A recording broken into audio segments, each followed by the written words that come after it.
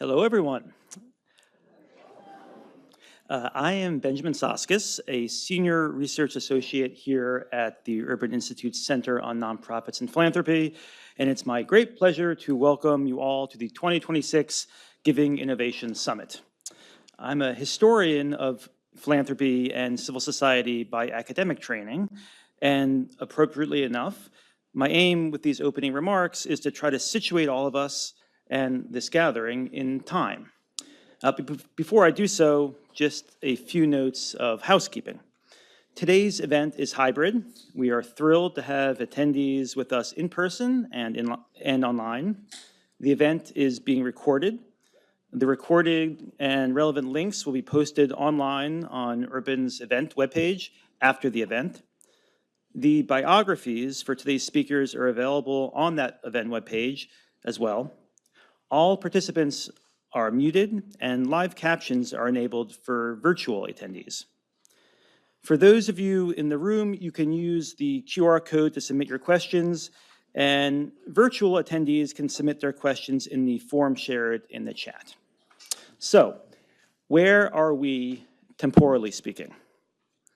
This convening sits at the confluence of three streams of commemorative and recurring events. The first, this is the fifth Giving Innovation Summit that the Center on Nonprofits and Philanthropy has held since 2017, with the generous support from the Gates Foundation. In all of these, we have explored different facets of charitable and philanthropic giving, and we've done so, as the name suggests, with an eye to what's new, what's dynamic, what's changing, what's innovative. The second is that this is one of the three convenings that we are hosting this year to celebrate the Center on Nonprofit and Philanthropy's 30th anniversary. The first was in March on the relationship between government and nonprofits, and there will be an event in November to launch CNP's Democracy and Civil Society Initiative. Many people, of course, have worked very hard to make CNP what it is today, from our first director, Elizabeth Boris, somewhere here, oh, there she is, to our current director, Laura Tomasco, who's somewhere here as well. I want to give special recognition to the CNP and Urban staff who have worked so tirelessly to make this particular event happen. Laura, Isabel Selassie, Christina Prinville, Leah St. John, thank you for all the work you've done, and just take a moment to appreciate you all.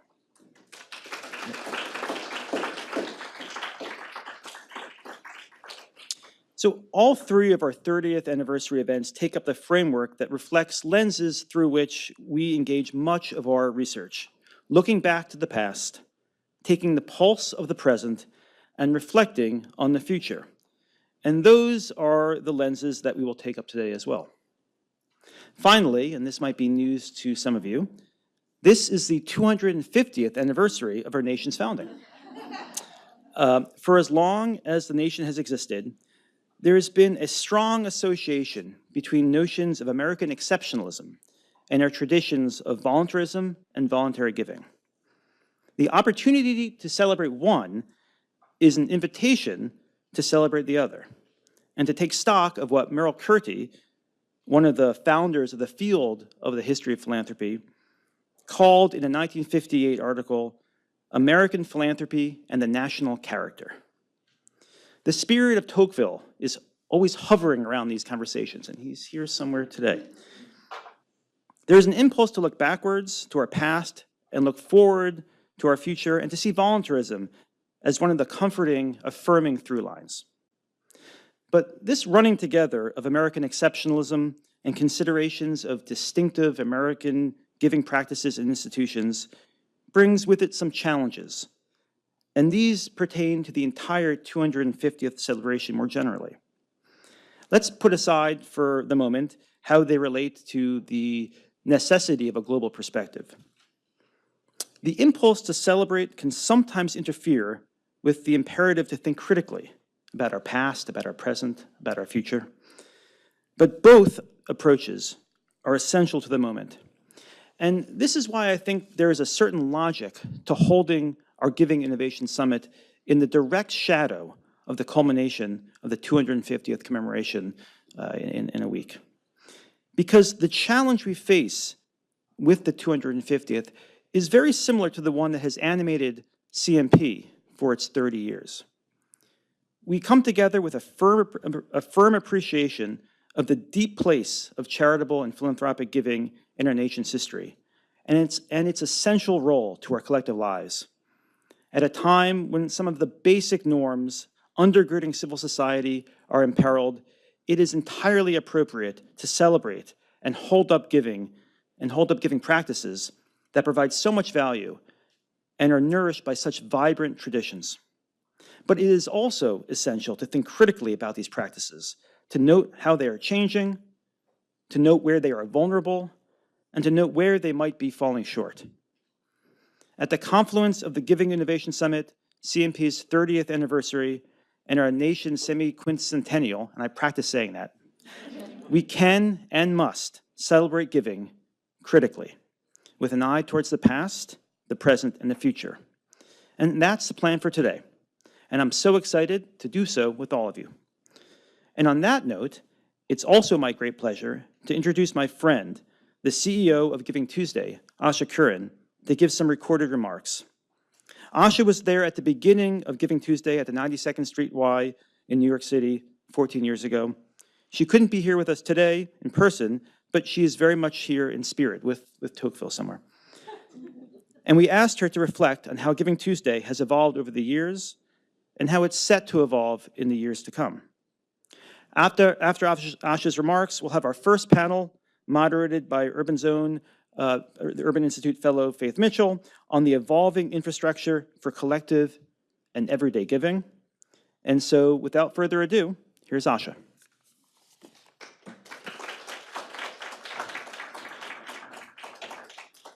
Hi, everyone. I'm sorry I couldn't be with you in person today, but I'm so glad to have this moment to speak with you a little bit about Giving Tuesday, about our history, and what's on our minds right now at this moment when we and all of us are facing lots of challenges, but also have truly exciting opportunities ahead of us, both as a sector and also as a society. So a little bit about Giving Tuesday, just a little whistle-stop tour through our history. We were created in 2012. Giving Tuesday began as a very simple idea at an institution here in New York called the 92nd Street Y. Followed Black Friday and Cyber Monday with a day that asks a different question, which is not what do you want to buy, but what do you want to give? And the idea was that generosity is universal, that everyone, regardless of their wealth, their background, their geography, has something to give. We had no idea if this would resonate out there in the world, but it did. In this country and all over the world, all kinds of different people heard that call and they answered it. From a monetary perspective, the money that is donated on Giving Tuesday has risen almost by double digits every single year. With this past Giving Tuesday in 2025, $4 billion being donated in the 24 hours of Giving Tuesday alone.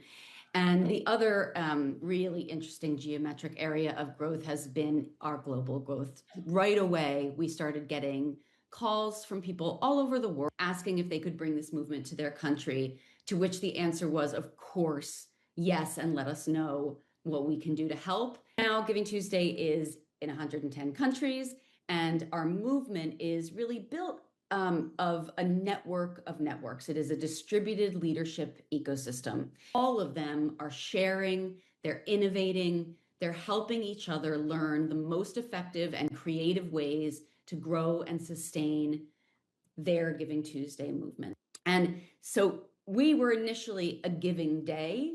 And while that annual day still happens and it is an incredible celebration, there is a year-round body of work happening on this all over the world.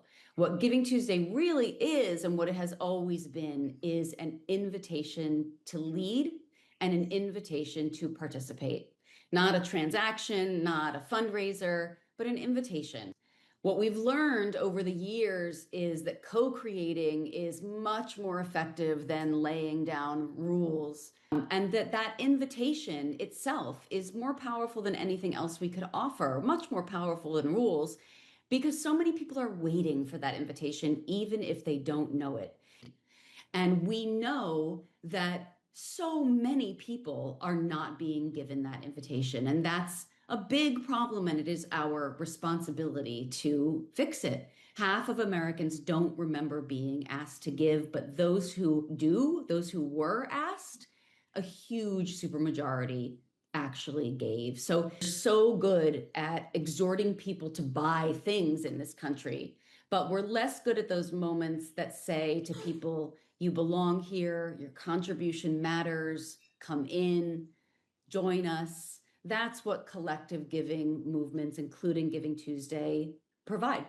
And collective giving isn't just when people are giving at the same time, it's people giving because of each other. It's the social fabric of generosity.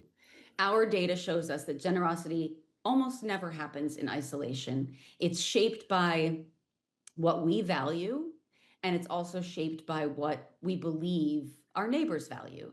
So when people see or perceive generosity in their community, their own willingness to give and volunteer and help across differences rises significantly. And when giving is collective, participation goes up dramatically. It reaches communities that formal philanthropy typically miss. It's more inclusive, more rooted in community self-determination. It's more likely to build lasting civic infrastructure. And at this particular moment in our lives globally, with increasing isolation and division and anti-pluralism, collective generosity is an antidote to all of those things. Real generosity, generosity that happens in real life between real people, between neighbors and across differences, is one of the most powerful forces that we have for rebuilding the connective tissue of a society that shows a lot of signs of fraying. Our data commons research also shows that when we narrow the focus to thinking about monetary support of the nonprofit economy, we can see the structural opportunity quite clearly. The giving economy in the US has enormous untapped potential. This is what we estimate, $52 billion annually, that could be unlocked in these three broad ways: bringing giving out of just year end, growing recurring giving, but most relevantly for today's conversation, reaching out to those people who want to give but haven't been asked. And the most effective way to reach people who haven't been asked is through the communities that they are already part of. So what does this mean for where Giving Tuesday is headed? We are sharpening our focus after 14 years of building the broadest possible invitation to participate. We now know enough to invest more mindfully, more deliberately in the forms of collective giving that we believe will drive the most transformative change. There are three areas there that we are focusing the majority of our energy and investment on in the year or so ahead. Number one is community, which is really at the very heart of everything Giving Tuesday is, and really everything that we do. We're deepening our investment in our locally rooted giving infrastructure and the broader work of making sure that every community has the tools to express its own generosity, because we believe very strongly that the future of giving is not only collective, it is also hyper-local. Second area of focus is young people. So the next generation of givers is forming its habits and identities around generosity right now. That gives all of us an enormous opportunity. And finally, civic engagement and generosity as social infrastructure. And this is really the through line of everything. Generosity is itself civic infrastructure. It needs civic infrastructure within and around and underneath it. Every act of collective generosity is also an act of civic participation. So these are all expressions of the same fundamental conviction that generosity practiced together is one of the most powerful forces that we have. And to all my friends and colleagues at the Giving Innovation Summit, thank you for the seriousness with which you take these questions. The work of understanding generosity, really understanding it in all of its complexity and messiness and its potential, has never mattered more than it does now. We are living through a moment when the question of whether communities can even hold together is genuinely an open one. And I believe generosity is part of the answer. I know that you do as well. And I'm so grateful to be building toward this future with partners like you. Thank you.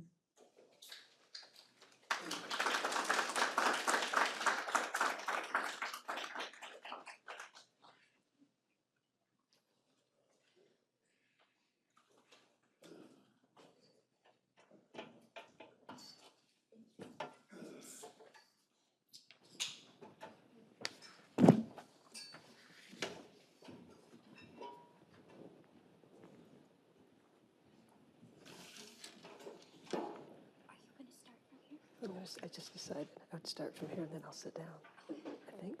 Is that okay? Okay. Okay. Hi, everybody.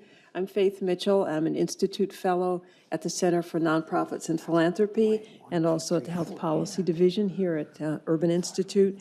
And our panel is going to continue the discussion of how the infrastructure for everyday and collective giving has developed over time. Historical inquiry is central to CNP's research approach to charitable giving and philanthropy, as you heard Ben say. And so this panel is going to look at a specific part of that history, namely how the infrastructure to support everyday and collective giving has evolved over time, especially over the last decade.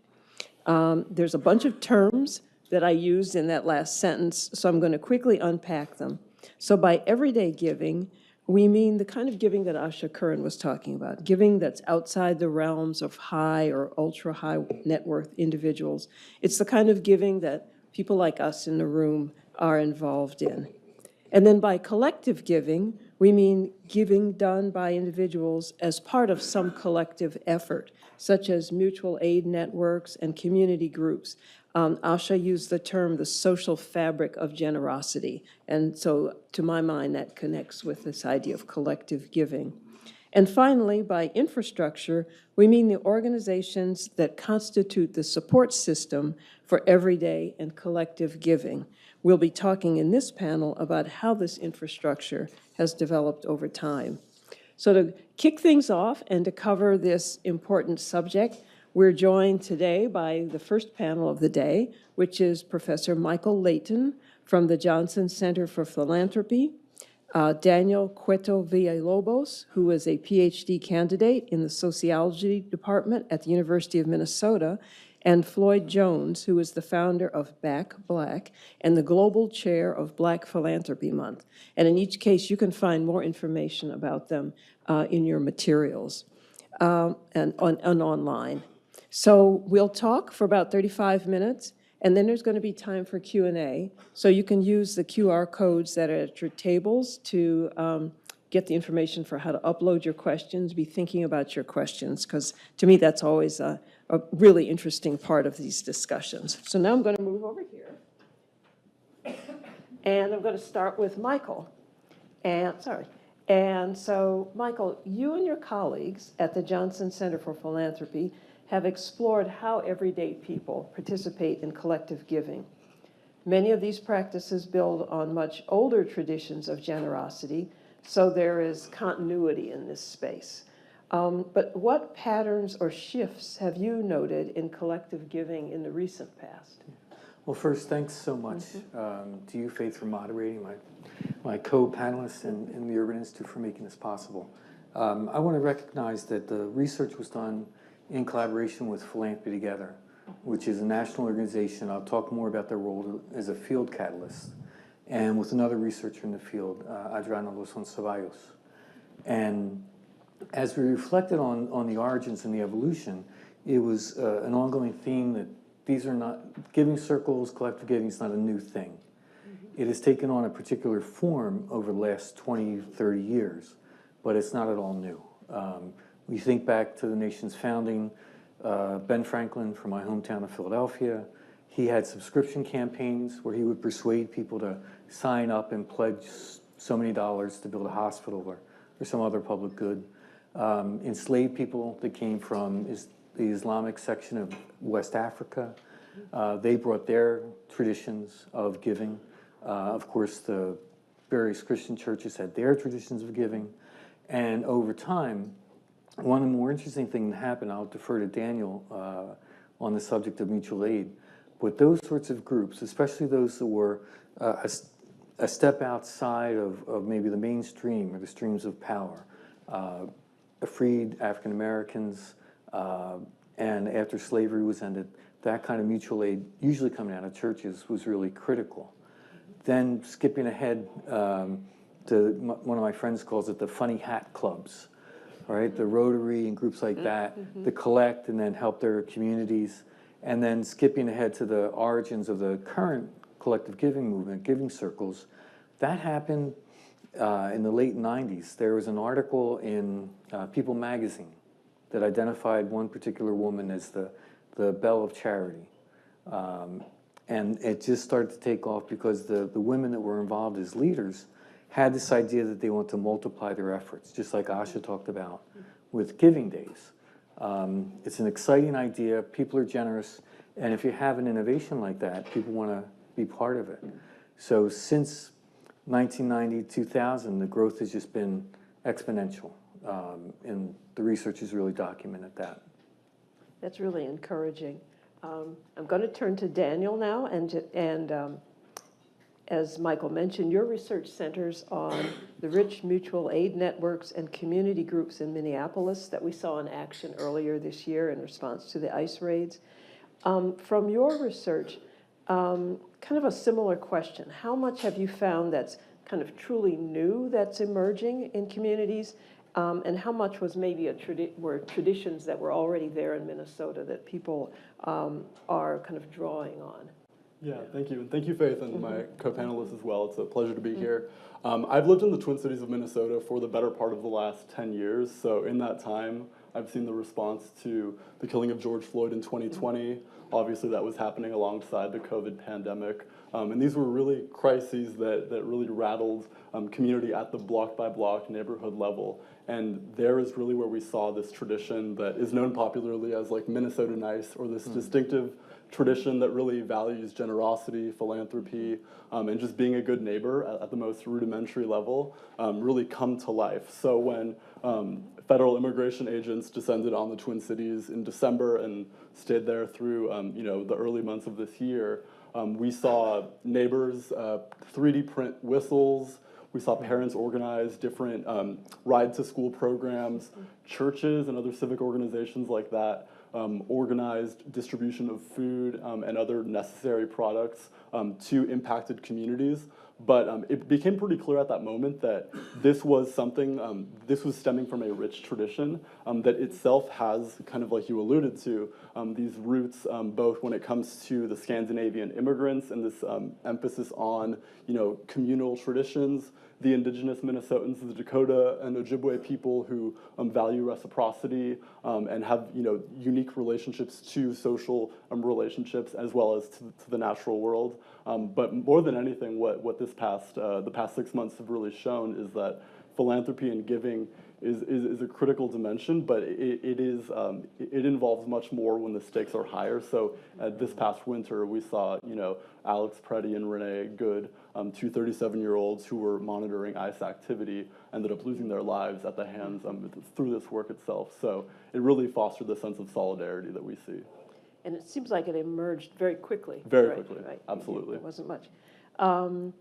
So Floyd now, tell us about Back Black. You're the founder of that. Why and how it was inspired, and also, just as we've heard about these other traditions of philanthropy, what the relationship of Back Black is to the broader tradition of Black philanthropy and charitable giving. Yeah, so good. So as I was reflecting on this question, Back Black really started with an invitation. It actually started a few years ago at the Gates Foundation when they had the Greater Giving Summit, and a lot of my colleagues in this room were actually there when things were getting started. And one of the things, like the topic around equity in philanthropy came up. And, I originally went to the conversation thinking I'm here to learn, I'm going to take in the sights and the sounds. But we started talking a lot about the headlines. And a lot of you know the headlines when it comes to Black-led nonprofits, right? Only receiving 1% to 2% of philanthropic dollars globally, right? We also know that nearly 44% of Black-led nonprofits have no full-time staff. We know a majority of Black-led nonprofits, if they lost just 1 to 2 funders, they would cease to exist. But one thing that I always say and I think about is that you can never let a headline be more important than hope. And so what else is true when we think about Black philanthropy, right? We know that Black people in America are the most generous people. Nearly $11 billion are moved annually. About 25% of their net worth in Black families is given to their community. So I started noticing a discrepancy here, right? And I also started realizing that these traditional modes aren't necessarily reaching the movements that they need to at all times, right? And so Black philanthropy is not new. It's a part of our history, it's a part of our heritage. So how do we start marrying these things? How do we start telling a greater story, right? And then how are we also inviting even more people in, right? I think that's one thing we talk about all the time is how are you inviting people in, right? And so through inviting platforms, through inviting brands, through inviting foundations, we have continued to showcase this story, and last August we saw over $11.5 million be moved to over 1,300 Black-led nonprofits. We saw over 130,000 unique donors get involved, and that's just the blueprint, right? Like that's just getting things started. Imagine when we continue this story, and that's the thing that I ask myself every single day, what more is in store? Thank you. You know what's so interesting to me with all three of you, I mean, it just shows you when we're talking about the infrastructure, I mean, it's the people, you know, the people mobilizing in different ways, building on historical bases that have been there already. And so I'm going to go back to Michael and say, you know, as Floyd's story shows, pre-existing infrastructure organizations are clearly, you know, crucial, but all the stories that you've told have shown that. Can you talk more generally about what you've learned in your work about the infrastructure for collective giving more generally? Yeah, I think it's, as Floyd was speaking, this tension between inspiration and institution. It's this concept I've had in my head since I had a wonderful history professor, more years than I care to admit to, that talked about how movements initially get started by someone who's inspiring. And then generally someone else comes in to institutionalize in the sense of building rituals, building organizations to maintain and sort of keep that flame alive. And so that's how I kind of think about someone like Floyd with that inspiration, with that vision, then thinks about how do we construct a movement? How do we get the pieces together? And in the case of collective giving, we just published a report called Rooted in Community. And as I've talked to people about it and thought about it, it really has been an organic process where local giving circles that can be 10 people, 100 people, more people, they're sort of the basic atoms in this system. And they tend to get connected to hosts, which makes them sound like parasites, which I don't want to go further down that road. But hosts like community foundations, especially women's funds, Jewish Federation, and others who host them and provide that kind of back office support and take care of the checks and take care of the payments going out so the volunteers don't have to worry about it. And then those giving circles start to look around and they want to connect with each other. And from that, we get networks. And they can be interest-based. They can sort of share almost a franchise model of how they organize. The one that I'm involved with in Grand Rapids is called Guys Who Give. And so there's a national umbrella. We get together once a quarter, the same time across the country, give $100 a quarter. We nominate and vote on organizations, and that's the building blocks of collective giving. So those kinds of franchises, those kind of networks work. When my predecessor in my position of the Kellogg Chair did research in 2016, 2017, he collaborated with 3 other researchers, and the networks supported that, and then they convened in Grand Rapids and decided to create Philanthropy Together. Some of you might know Sarah Lomelin and Philanthropy Together, an incredibly charismatic spokesperson for the movement, an incredibly important building block. In our study, we call them a field catalyst because they took the needs of the networks and took it to another level to think about free training, access, and having greater visibility than any single giving circle could think about. Sada did an amazing TED Talk Disrupting Philanthropy, that has, I think, 1.5 million views or more by this time. And so just to add to that, Grapevine is sort of the fintech, right? Everything needs fintech these days. That creates that same kind of backbone at a large scale for people that can go on a website, register, and just figure out how to channel payments and connect themselves in the most cost-efficient manner. And so that infrastructure, putting together those atoms into molecules, into organisms, it's really a remarkably organic process behind it. And let me ask Daniel, kind of to continue that theme, especially when Michael was talking about the inspiration and then the institution. So thinking about mutual aid traditions in Minnesota, which might be kind of informal, and then maybe you have a more formal infrastructure that helps sustain it. Like, what are you seeing in Minnesota, that kind of the inspiration and the infrastructure and the institutions? Yeah, over the last 6 months, I've seen Minnesotans, again, many of whom pride themselves in being philanthropic and generous, really come to terms with this notion of privilege and power and the disparities that undergird this mystique of what a progressive giving culture is in reality. So mutual aid, I like to think of mutual aid as just simply people or communities working together to meet their needs, specifically in and under times of crisis conditions. So obviously Metro Surge was one such moment, as was COVID-19.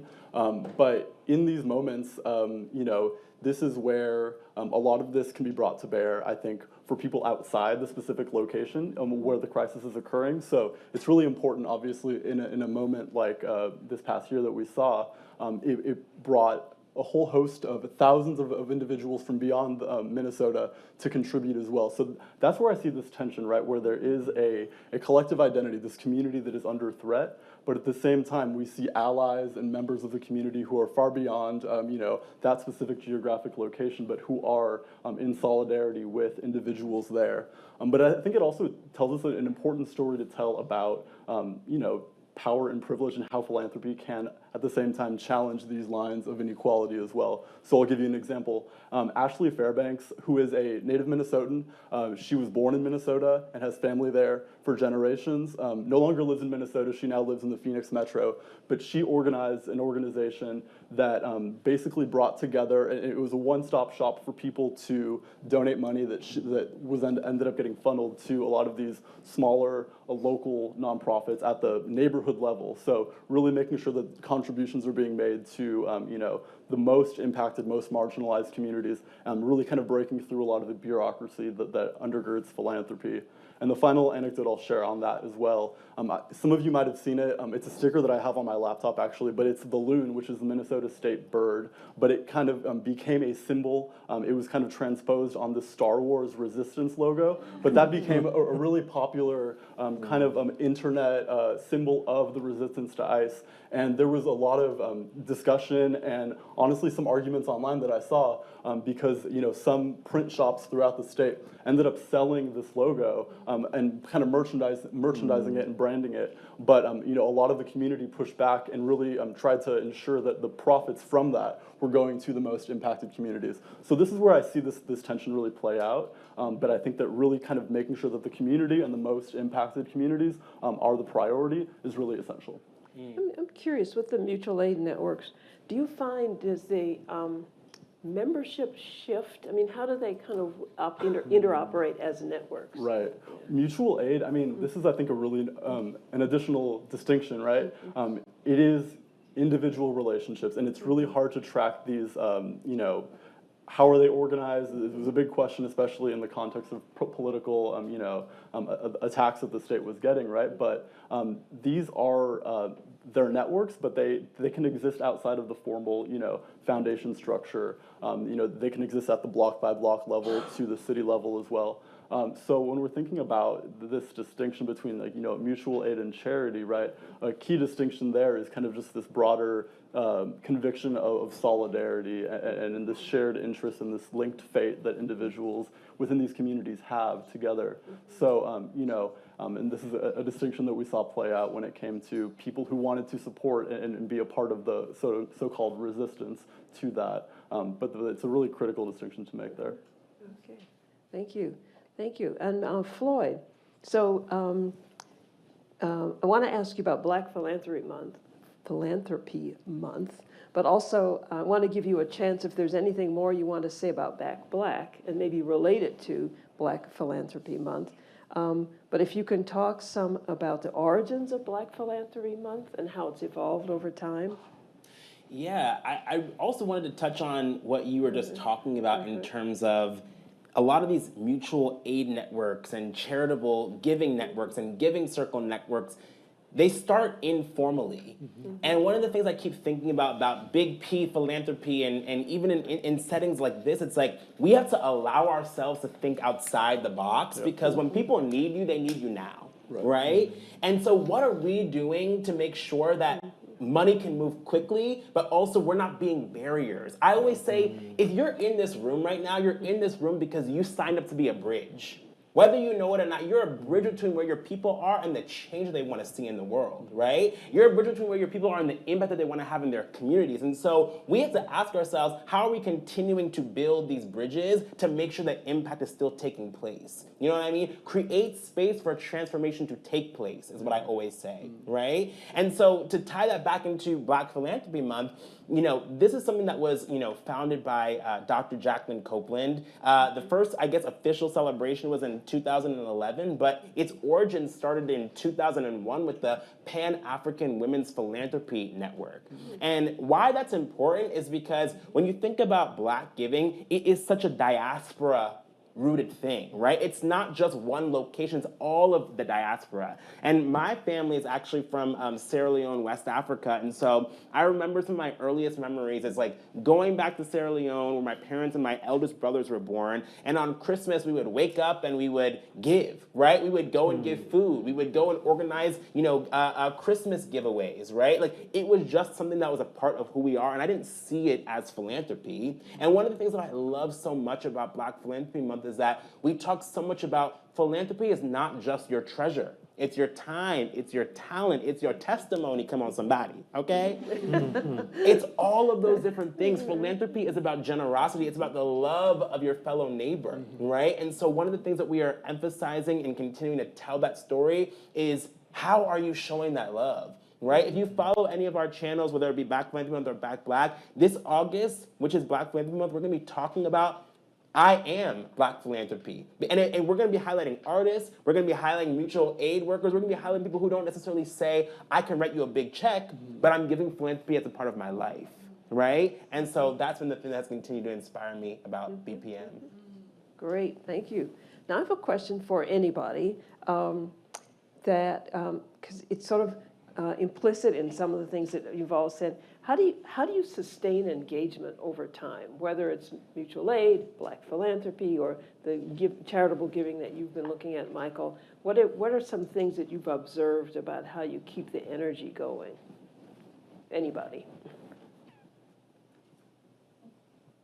I guess I could start. Please do. Like, what, I mean, what the have thing you that I seen keep- that works? Yeah. It's all about community. Community has really been the through line of my career and the thing that it is like the most passion to me. You know, we had a couple of weeks ago, we had a small event called Where Does the Capital Go? And we intentionally didn't invite big foundations. We invited corporations. We invited you know, people who are in the entrepreneurship space to have grander dialogues. And I talked for maybe 2 minutes, but everybody else was opening up. And when the conversation was over, so many people reached out to our team saying, how can we get involved in Black Philanthropy Month? How can I get my company to donate a percentage of sales? Like, really investing. And the thing that I realized is that every single person has a seed within them, right? And again, if you're a bridge, your job is to now water that seed. And I think the things that choke up momentum and choke movement is when we decide to do everything on our own, right? So many people in this sector, in this space say, I'm burnt out, I'm tired.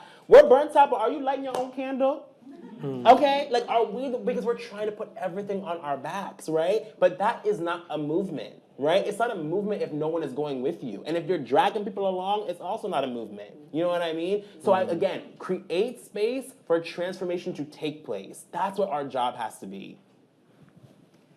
I haven't talked about data at all, so I'm data. Okay. obligated to. We did a survey of members, participants in giving circles, and found out that the average length of time that they'd been members was 7 years. 7 years to be part of a voluntary association. We're really impressed with that. And we connected it with some of the other findings. People that join giving circles, they have a greater sense of efficacy. And most importantly, to follow up on what Floyd was saying, they have a sense of community and connection. And depending on how the giving circle is structured, it can be structured around a shared meal, big event. My group meets in a bar, so that's a draw. And it's that level of connection. You feel like you're going good together, and you alluded to Ash's phrase of the social fabric of generosity. You feel it being woven.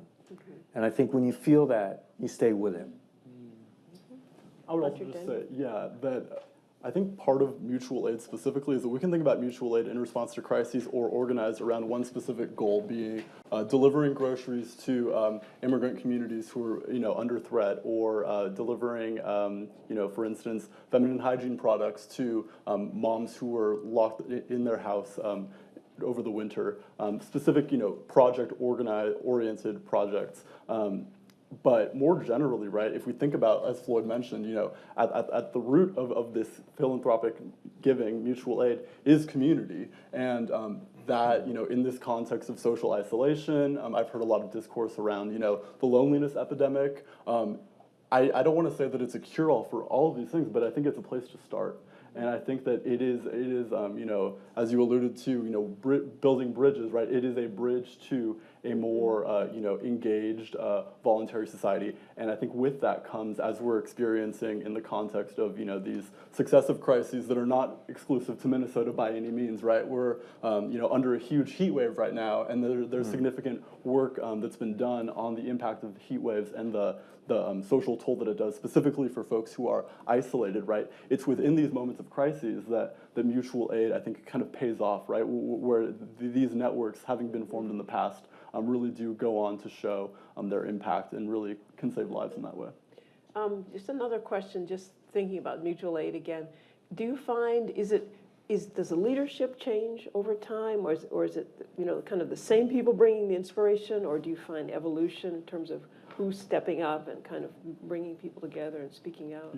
Yeah. This evolution is inherent to mutual aid, right? It is not a top-down project. It is very much organized in response to an event that occurs or a crisis that develops. But it is community-led. It is really much based on the immediate needs of the community, whatever they're facing. And I would just add to that to say that unlike charity, right? Mutual aid is kind of juxtaposed to charity, where it is in many cases seen as benevolent. There are restrictions and stipulations to what you can and can't do, or what types of jobs you need to have in order to receive that.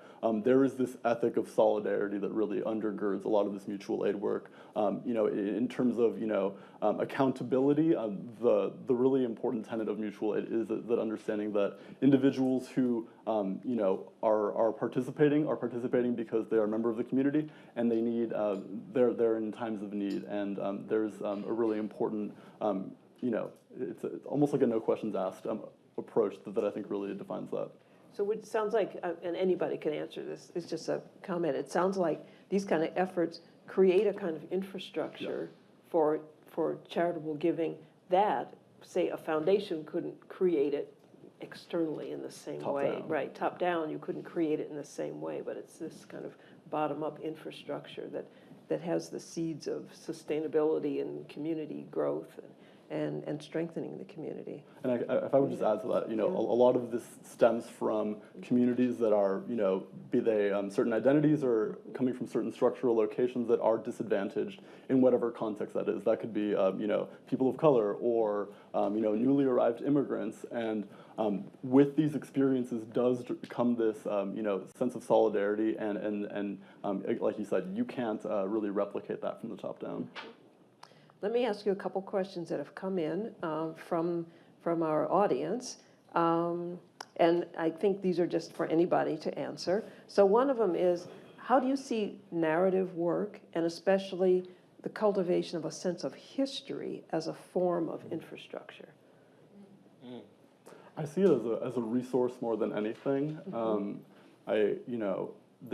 This notion of, at least again, sorry if I continue talking about Minnesota, that's my emphasis here, but in the early 1900s, the owner of the Dayton dry goods store, which is today Target, but that all began in Minnesota. He made the decision to ensure that 5% of their pre-tax income went to charity. And later in the 20th century, that ended up getting institutionalized as the 5% Club, which was corporations that were based in Minnesota. They gave away 5% of their income.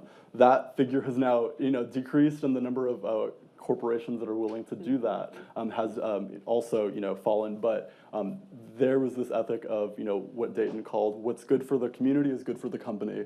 For those of you who are political nerds like I am, the late Senator Paul Wellstone had a similar motto. We all do better when we all do better. And these are kind of like monikers that are very much ingrained into Minnesota's fabric. Of course, there are many other narratives like that, but we saw those really get deployed to great effect this past winter. So I would say that the history is really essential. It's a really vital resource. And how does that history get transmitted? Is it just kind of word of mouth, or people putting it on, I don't know, posters, or you know what I mean? How do people know about that? Kind of all of the above, honestly. Yeah. We saw this in yard signs, signs that people were posting or holding at the protests. Obviously, speakers, but this is very much ingrained in various facets of, at least within the Twin Cities, civic life. I have another obligation. I have to assign a book at every talk. And in the case of narrative, there is a beautiful, important book written by Tyrone McKinley Freeman about Madam C.J. Walker. And we all know Carnegie in the Gospel of Wealth. He articulates the gospel of giving, right? If it's a gospel of wealth, only certain people can be philanthropic. If it's a gospel of giving, everybody can practice giving. And that was this beautiful story of Madam C.J. Walker, born to freed people in the South, migrated north, created a hair and skincare product line, and used that to have employees who would in turn generate their wealth and had a sense of giving back every step of the way in her journey, to the point where I believe she was the first self-created female millionaire, certainly the first black female millionaire, who built a house next to Rockefeller. That was the level of her achievement and her generosity. So that narrative is indispensable, I think. Yeah, I think the thing that I just keep coming back to is who tells the story and whose story deserves to be told, and who are the people who have the power to disseminate and distribute those stories. Because what you hear oftentimes impacts what you do. What you see oftentimes impacts what you do.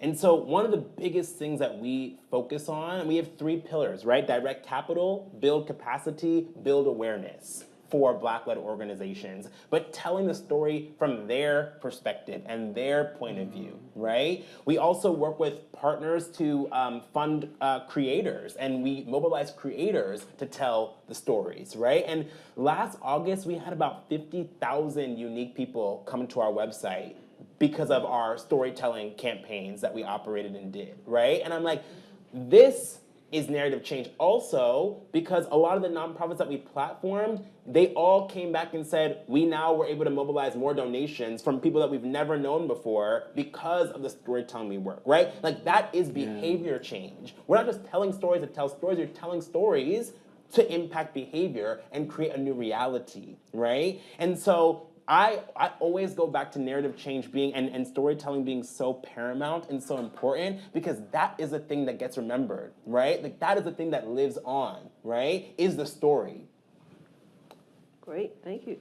And we have more time than this, by the way. This is just from the first part. I'm not including the questions. Or I guess they might have started it over. Anyway, let me, so another question that came in. Are you seeing foundations and philanthropies giving to mutual aid networks or community support groups that do not have a 501c3 status. So, or does that become a barrier to philanthropic giving? And then the second question that's connected to it is, do you think that formal philanthropy has a role in this more community-driven space? So again, anybody. I will say, in the case of my work in Minnesota, I haven't asked about 501c3 statuses.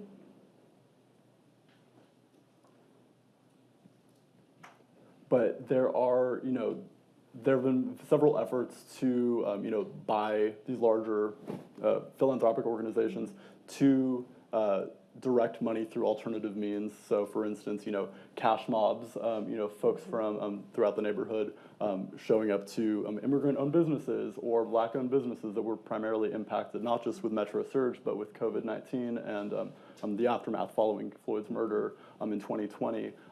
These were very much efforts to distribute resources by specifically targeting, and it was a these were shared moments for allies and those who were sympathetic to the most affected communities to do something together, to go and to for instance try food you haven't tried before, or to participate in cultural exploration activities.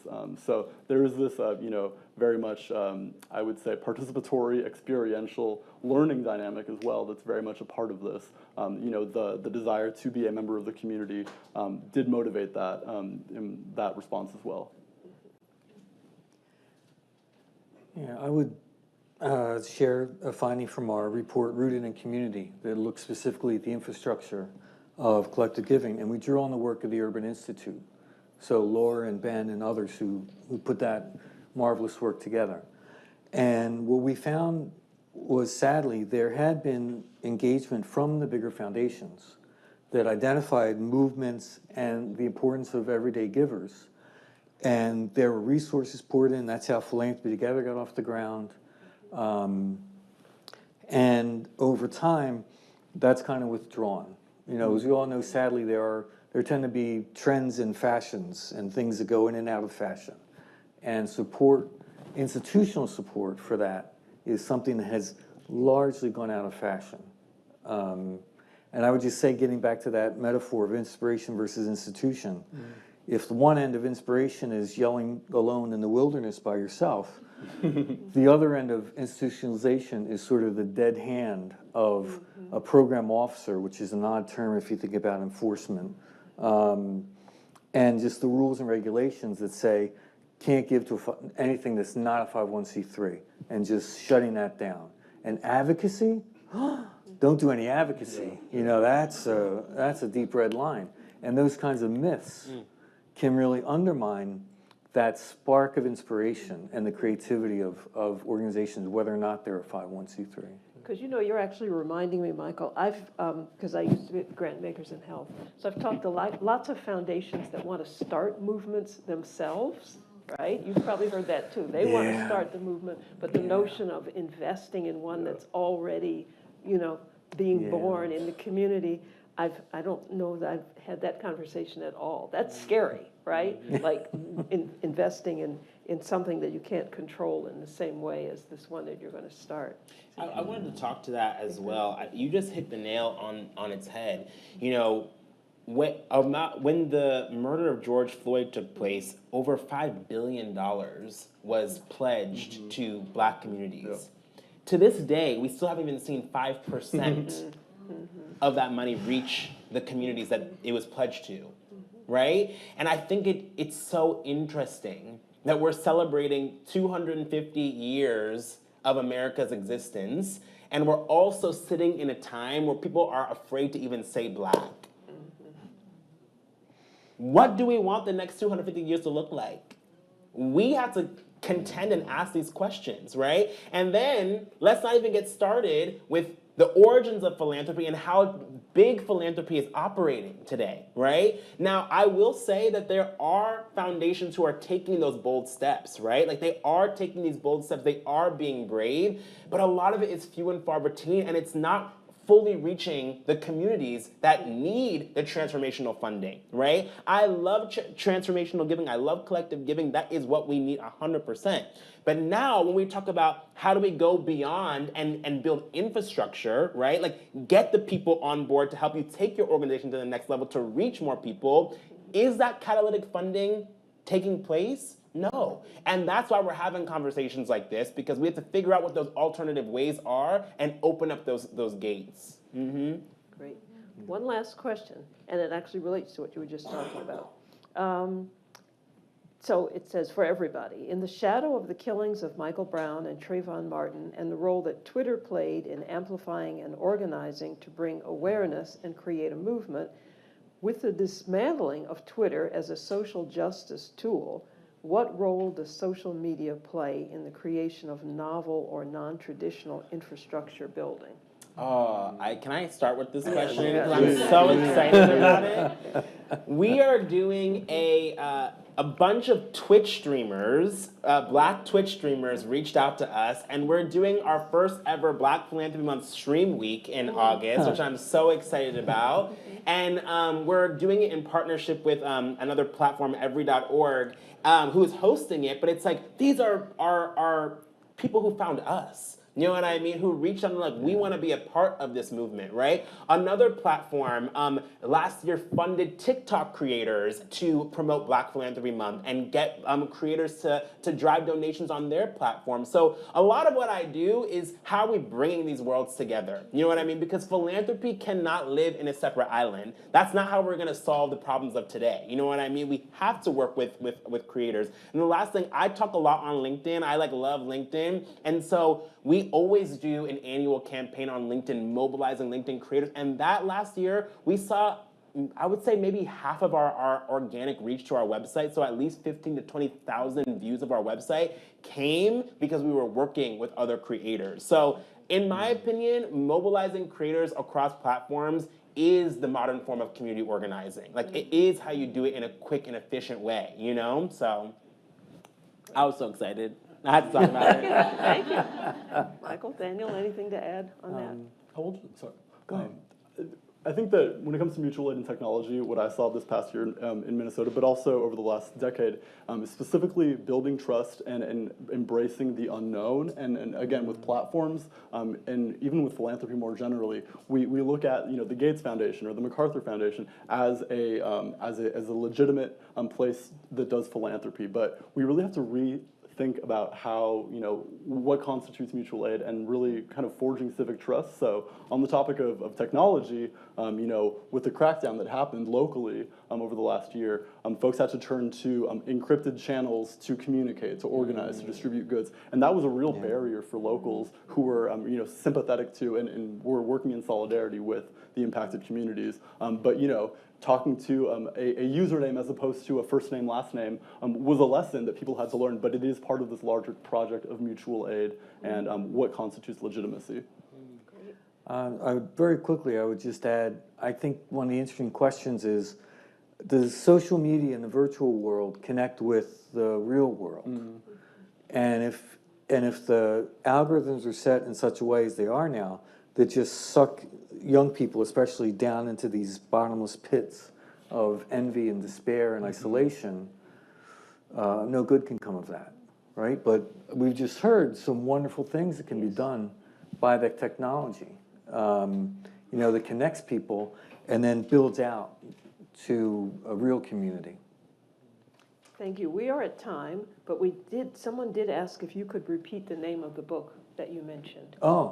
Madam C.J. Walker, and I think the subtitle is Gospel of Giving, but the author I know is Tyrone McKinley, last name Freeman. Okay, thanks for letting us know about that. And let him know the code is Michael. I get a cut of any books. So I want to thank the panel. This was a great start to this afternoon, and I really appreciate your comments. We now have a 10-minute break, everybody, and then it'll be panel number 2. So thank you. Thank you. You're wonderful. Wonderful, Troy. We appreciate you.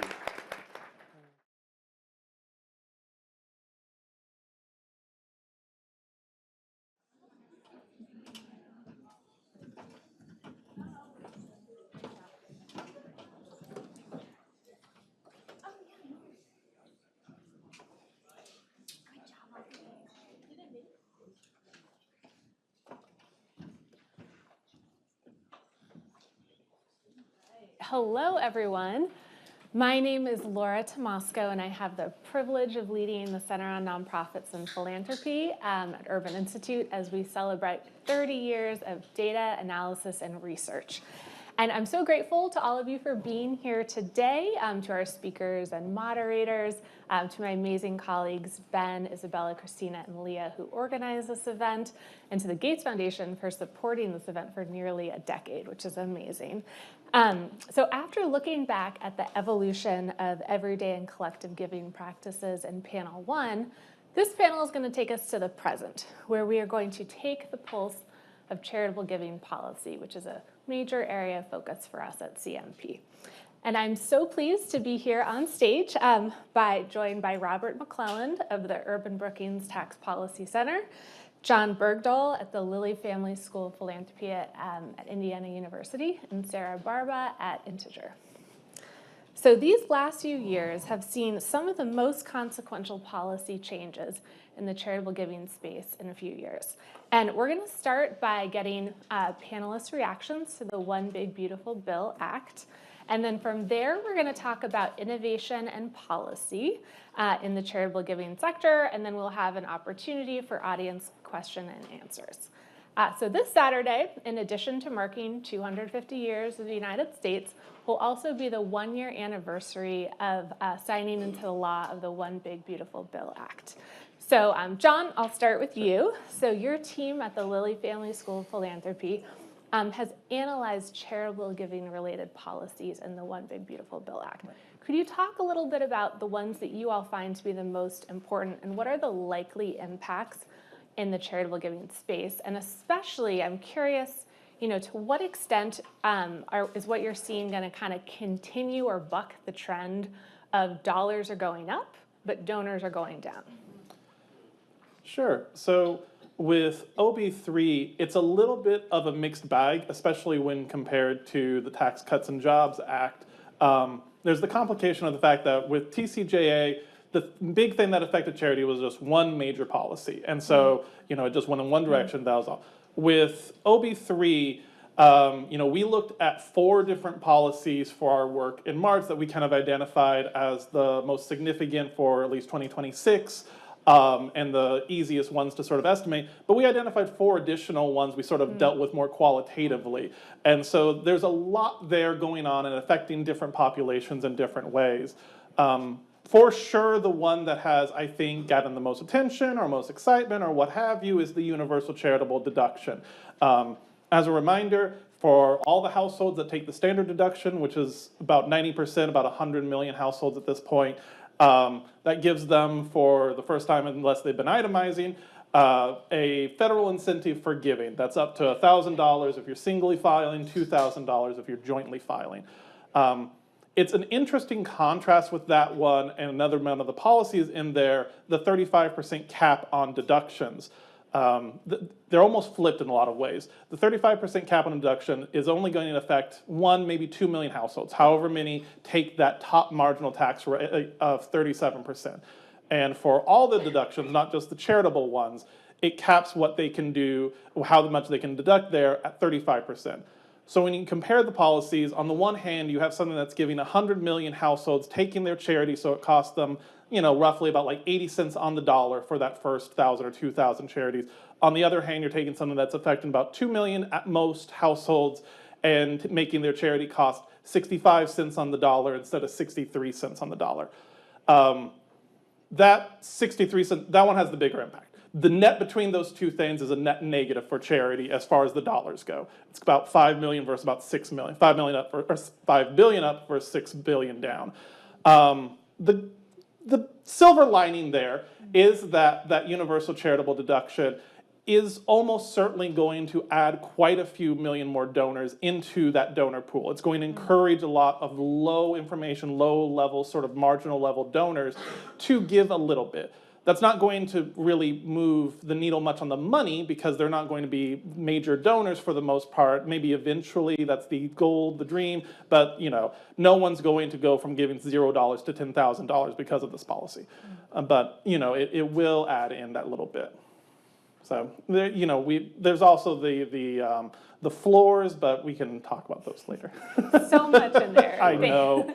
Thank you so much for that overview. And Sarah, something we saw in this lot, which I find is quite interesting, is there have been conceptual efforts to direct charitable funds to politically preferred causes. Could you talk a little bit about this? Yeah. Speaking of innovation, they did get pretty creative in writing a couple of these policies. In particular, the scholarship granting organization tax credit, essentially. So for those who aren't familiar, what this does is gives donors a dollar-for-dollar tax credit up to $1,700 for gifts they make to qualified scholarship granting organizations. And to be those qualified organizations, you essentially have to be in a state that has opted in to this, what is a school choice program. And while it goes far beyond private and charter school choice into the public school sphere, the point was rooted in this policy preference that many Republicans have toward expanding school choice. And so while they've used a charitable tax credit to achieve federal support of this program, the original intention was not to expand charitable giving, right? They used charitable giving as their vehicle in this way. And because of that, it really has set this new precedent that I think future trifectas are going to build on when they have the opportunity to write new tax policy to incentivize giving to certain mission areas through things like this dollar-for-dollar tax credit. And when I say dollar for dollar, I mean you are getting $1,700 back into your tax return when you give away $1,700. That is nearly unprecedented, especially in the federal tax code. So I really think that this is setting us on a course of politicians and those who have preferred mission areas or preferred causes that they can achieve through charitable giving to set up all types of different credit programs in the future. It also sets up a lot of uncertainty in these credit programs, right? Because as quickly as you can put it in place in 2025, the next time there's a Democratic trifecta, it can be unwound.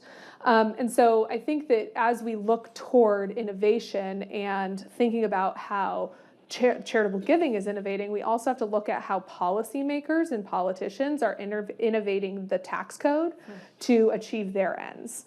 And I know we'll get a lot more into kind of the politics of some of the changes happening or proposals out there, but it's really setting this precedent. One other thing I just want to point out that's less about the policy in OB3 and more about now the regulatory space is what we're seeing with the rollout of guidance around Trump accounts. Trump accounts are a version of a pretty politically popular concept around savings bonds for children. And what we've seen through the regulatory process is the Trump administration, Treasury, and IRS actually being very clear that they want to encourage philanthropy and charitable dollars to go into these Trump accounts. They're not necessarily incentivizing them like this dollar-for-dollar tax credit, but they are being very forthcoming about their intention to not only encourage this, but urge the high net worth donors in their circles to get on board with Trump accounts to continue to drive dollars into them, but really make the program successful at the end of the day. So it's another version of this use of charitable giving and philanthropy to drive success of a policy area that may not have been rooted in charitable giving in the first place. Really fascinating. Thank you so much for those descriptions. So Robert, over to you. So would love to hear your take and building on what John and Sarah said. And one thing in particular, the non-itemizer that John mentioned has been a big ask of the nonprofit sector infrastructure for some time. But as it's currently designed, you don't find it to be as particularly effective as it could be. So if you could, both sort of continue on what John and Sarah said, but also explain why not and, how might it be better? Sure. So certainly I'm a little less sanguine about this, the non-itemizer deduction than John is. It used to be that the it was fairly simple to understand if you had an incentive to make a contribution or not. Do you itemize? For almost everyone. Do you itemize? You do, you've got an incentive. You don't itemize? No, you don't. Now, with OB3A, it's become a lot more complicated. Now, first you have to decide if you itemize or not. So you want to count your non-charitable your non-charitable deductions, and remembering, of course, that you have to count the lesser of your state and local taxes and your property taxes, and $40,000 for the next several years, and that will go down to $10,000.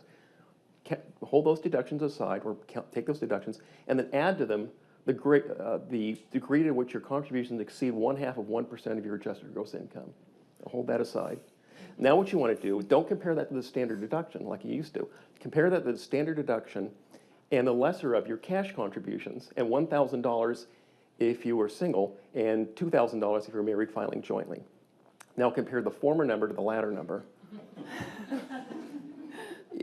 That will tell you whether you itemize or not. That does not tell you if you have whether you have an incentive or not. If you itemize, do your contributions exceed 1/2 of 1% of your adjusted gross income? If they do, now you have an incentive. If you don't itemize, are you going to give more?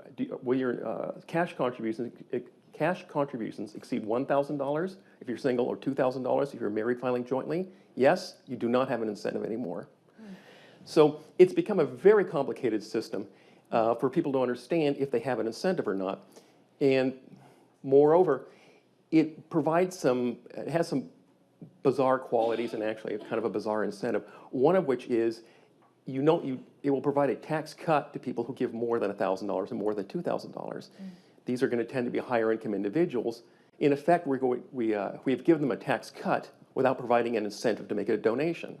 They just get a tax cut. Worse, there are going to be some people who used to itemize, but now see with this tax cut, with the non-itemizer deduction, they're going to switch to a non-itemization status. They're going to stop itemizing. They'll take the standard deduction and take that $1,000 deduction for cash contributions.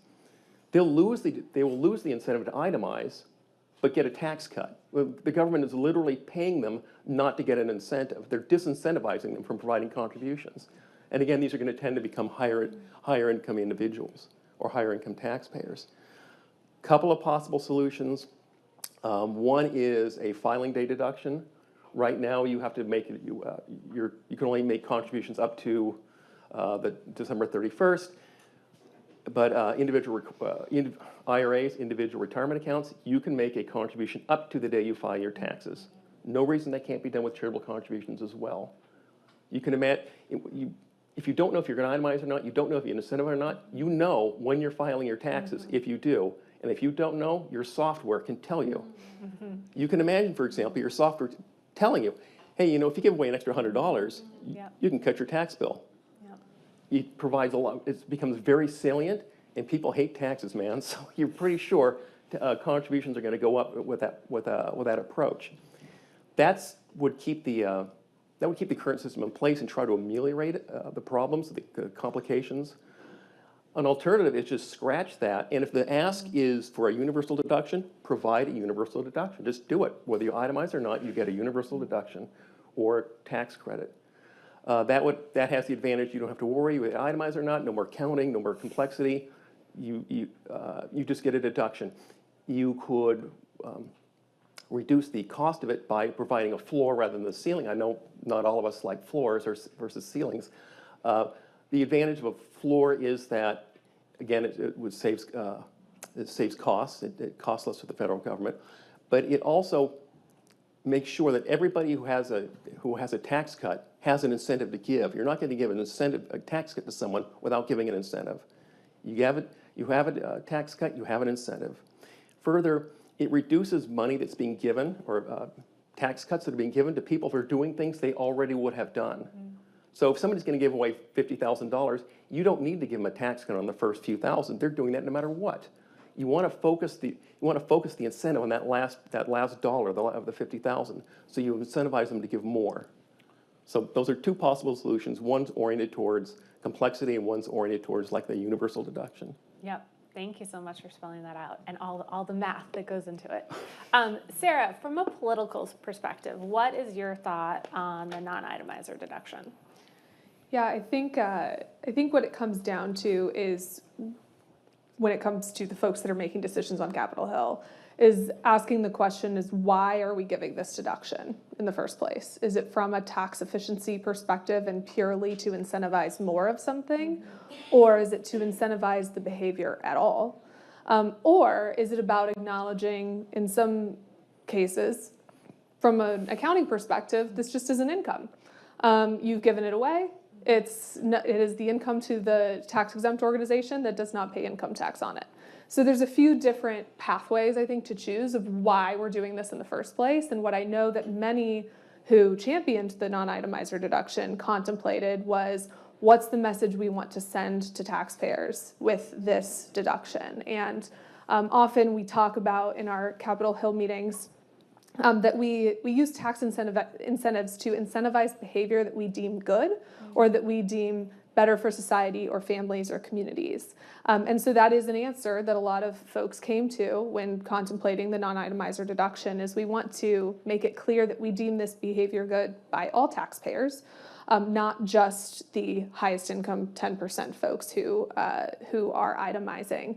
But at the same time, are we suggesting that giving is only good above a certain amount, or giving more than that is what we deem to be the proper amount, or do we deem this behavior in general as good? So should we be incentivizing the first dollar? Of course, that comes with complexities. I love the tax day idea. I hope that there is somebody out there who is willing to support the advocacy behind that, because it would be wonderful to get something like that in place from the complexity perspective. But it is important to acknowledge that the place where politicians are coming from is often not the same across the board, and why they're making a decision about incentivizing a certain behavior varies between offices and parties and geographies and generations. Got it. John, anything else you would add in before we close out our One Big Beautiful Bill Act discussion? Yeah, I think there's a different way of looking at this that correlates to what we are seeing both in terms of the donors down, dollars up, and just the top-heavy nature of giving, which is when we talk about what we want this policy to be or what we want a policy to be, I think it's really important to distinguish, are we trying to maximize the dollars going to charity, or are we trying to add new donors? Because those are extremely different goals that are going to go about things extremely differently. You're not adding a lick of donors if you put a floor in there. Because the people that are going to be encouraged to newly give are almost certainly going to give below any sort of floor that would have a meaningful revenue difference. It's not going to affect many charities' bottom lines, and that's kind of the overarching thing of the universal charitable deduction, is that the dollars we're talking about are not that big, and frankly are mostly going to go to congregations, which rarely are included in this broader conversation, but it is going to bring in more people. And I think that's just going to be the broader conversation there of, are you trying to maximize revenue, or are you trying to increase the numbers? Because frankly, the amount that everyday donors are going to be able to newly give is not going to be a blip on the radar of overall philanthropy, dollar-wise. Any further thoughts? Yeah, it's an excellent question whether we want to increase donors or increase giving, and those are two entirely different ways of thinking about it. And one can certainly see the advantage of providing an incentive for everybody, like a universal deduction rather than just a non-itemizer deduction. But it gets very expensive, and yes, you provide more. Yes, you provide with a ceiling. Yes, you provide more, an incentive to more people, but you also give tax cuts to rich people for no reason.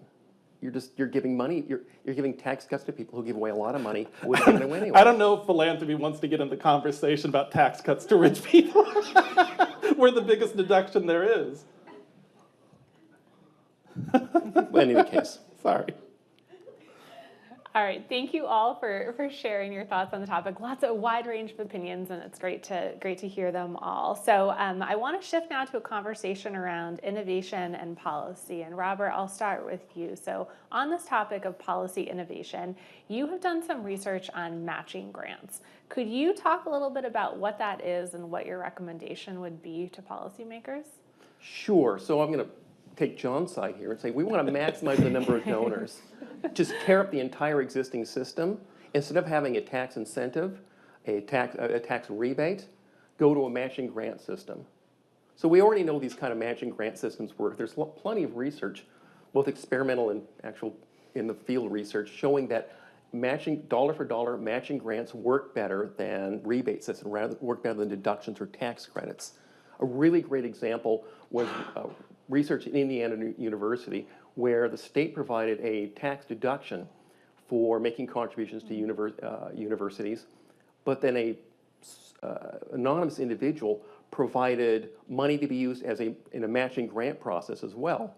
And that demonstrated that not just in experimental economics, which you never know when you're talking to a bunch of students who are going to get $50 or not, if that's real life, it showed that, yeah, dollar for dollar, matching grants are more effective in providing contributions than a rebate system.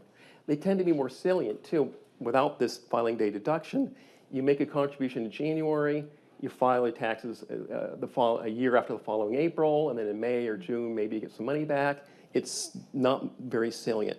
A matching grant, though, certainly we've all seen experienced matching grants, not from the federal government, from elsewhere, from foundations, from perhaps our employer. You give away $1, we'll give away 50 cents, we'll match you dollar for dollar up to $100. That's extremely salient.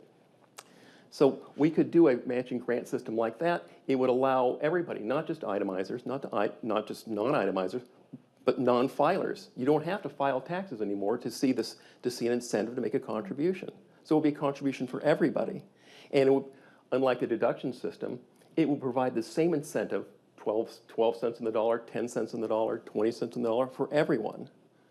So it would tend to flatten this more dollars from fewer people by making sure everybody sees exactly the same incentive. We don't provide a larger incentive to higher income taxpayers. And again, it would provide an incentive to non-filers as well as filers. So that's in essence the matching, what a matching grant system would look like. I guess I could also add, although we haven't seen it in the United States, the United Kingdom does have a system like that, although they unfortunately tied it to their tax system, and because of that, it's quite complicated. One person, when one gives away money, one has to file a form claiming that they have enough, that they pay enough in taxes in order to make this worthwhile for the government to do. So because of that, something like a third of all the available funds don't actually get used. The system I'm proposing is much simpler. A nonprofit can just file when they file their 990s how much they received, and the government just rebates them up to 10%, 20%, whatever the amount is extra. And again, the nonprofit the charity can advertise that, make it known that's the case, and so everyone has an incentive.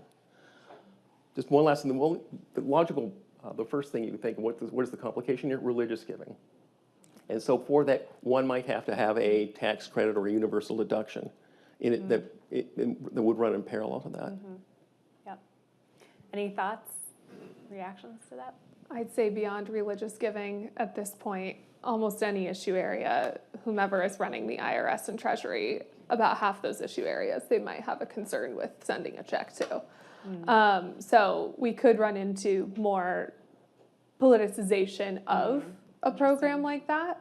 Whereas right now, I think what the deduction for charitable giving, whether it's a non-itemizer deduction or an itemized deduction, does is it kind of forgoes the act of the government giving money to a nonprofit organization and instead just says, we are not going to tax the donor on that money given, aside from this new scholarship granting organization credit, which I think in time is actually going to prove to be more volatile and political than originally intended. So I hear you on the simplicity part. I just think that there's a lot of conflict in the different types of organizations that the government would have to actually actively cut a check to.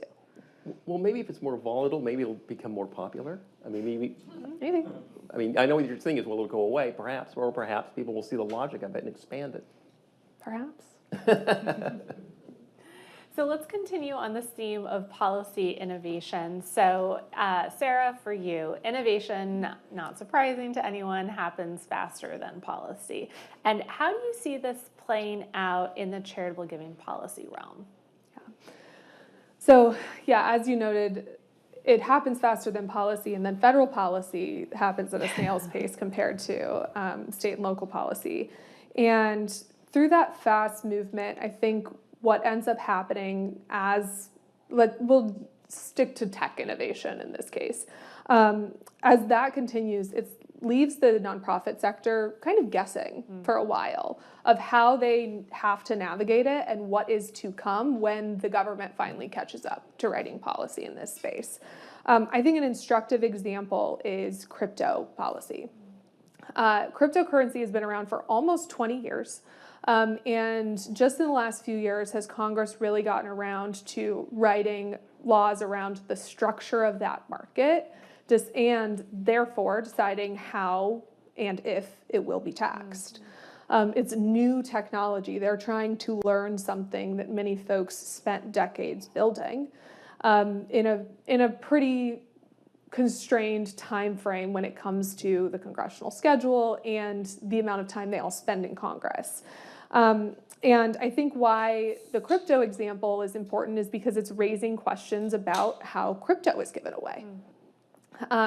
And that leads us into a lot of conversations that illuminate the lack of information that a lot of lawmakers and their staff have about how charitable giving works, how the giving of complex assets works, how the deduction of those assets are timed, and what happens to them once they're no longer in the possession of the donor. And that is still ongoing. There was a hearing earlier this month, one of the first times that the Ways and Means Committee formally, publicly talked about crypto tax policy. And it was clear that there was a lot of space between both parties, but also where some of the industries that would potentially be affected by crypto tax policy would be impacted and what Congress's understanding is of that impact. So there's still a long way to go there. And that could lead to, of course, precedent setting. We're always looking at that in the policy conversation is what are they doing in one instance that could affect the policy for all other types of related activity. In this case, I think most importantly is complex asset donations. But what I see going forward, I think that's going to be kind of informed by this crypto conversation is the conversation around AI. There's a lot of conversation within the sector about how the sector can use artificial intelligence, ethical ways of using it. But then there's also this broader question of all of the capital that would be donated capital that's now in AI companies. We actually saw in an article this week in Bloomberg, talking about concerns with OpenAI and Anthropic's plans to facilitate the charitable giving of their employees' stock at the time of IPO.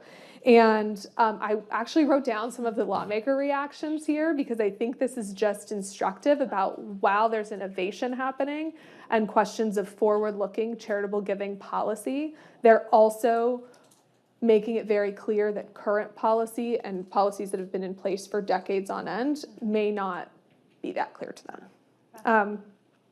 One senator said, "It does smell of elite mischief. I prefer that they just pay their damn taxes like normal human beings." This is about incentivizing the capital from AI to go into charitable giving. It smells of elite mischief. There needs to be more transparency, one senator said, and he also suggested that the intent of tax breaks is to get money back into communities, not allocating it to some sort of social cause. Yes. Two different things, community social causes. Large donations of stock from founders could cause more friction between Congress and the tax-exempt sector, was one sentiment from a member of Congress, a subcommittee chairman in the House. And someone said, are they talking about, this is not a member of Congress, this is an academic, said, are they talking about giving their stock to a hospital on the poor side of town? No. They may be talking about some real form of giving, but it's not as simple as we might expect. And so I think as we see this promise of more assets that could go into charitable giving through something like the facilitation of charitable giving of these stock options, you still see critique and you still see concern being raised from Congress about, hold on, we don't understand this and how how much value was created in this technology.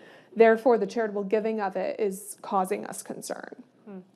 So all of that is to say that innovation, especially in the tech sector, and its interaction with charitable giving can cause a lot of uncertainty. And I think everyone in here knows that this sector thrives on certainty. And so it's important to have an eye toward the future, but also understand we have to operate within the laws of right now, because we have no idea. Even me, keep looking at my colleague who's here too, who are in the halls of Congress every week, just have no idea what they're going to do next. Thank you so much for sharing that. I appreciate you bringing the quotes, and it really brings everything to life in that moment. And John, over to you. So as advocates and policymakers are thinking about future policy initiatives to support giving, the latest Giving USA numbers just came out. From what you saw there, do those change any of your assessment on giving or suggest what might be emerging areas of policy focus and change in the years to come?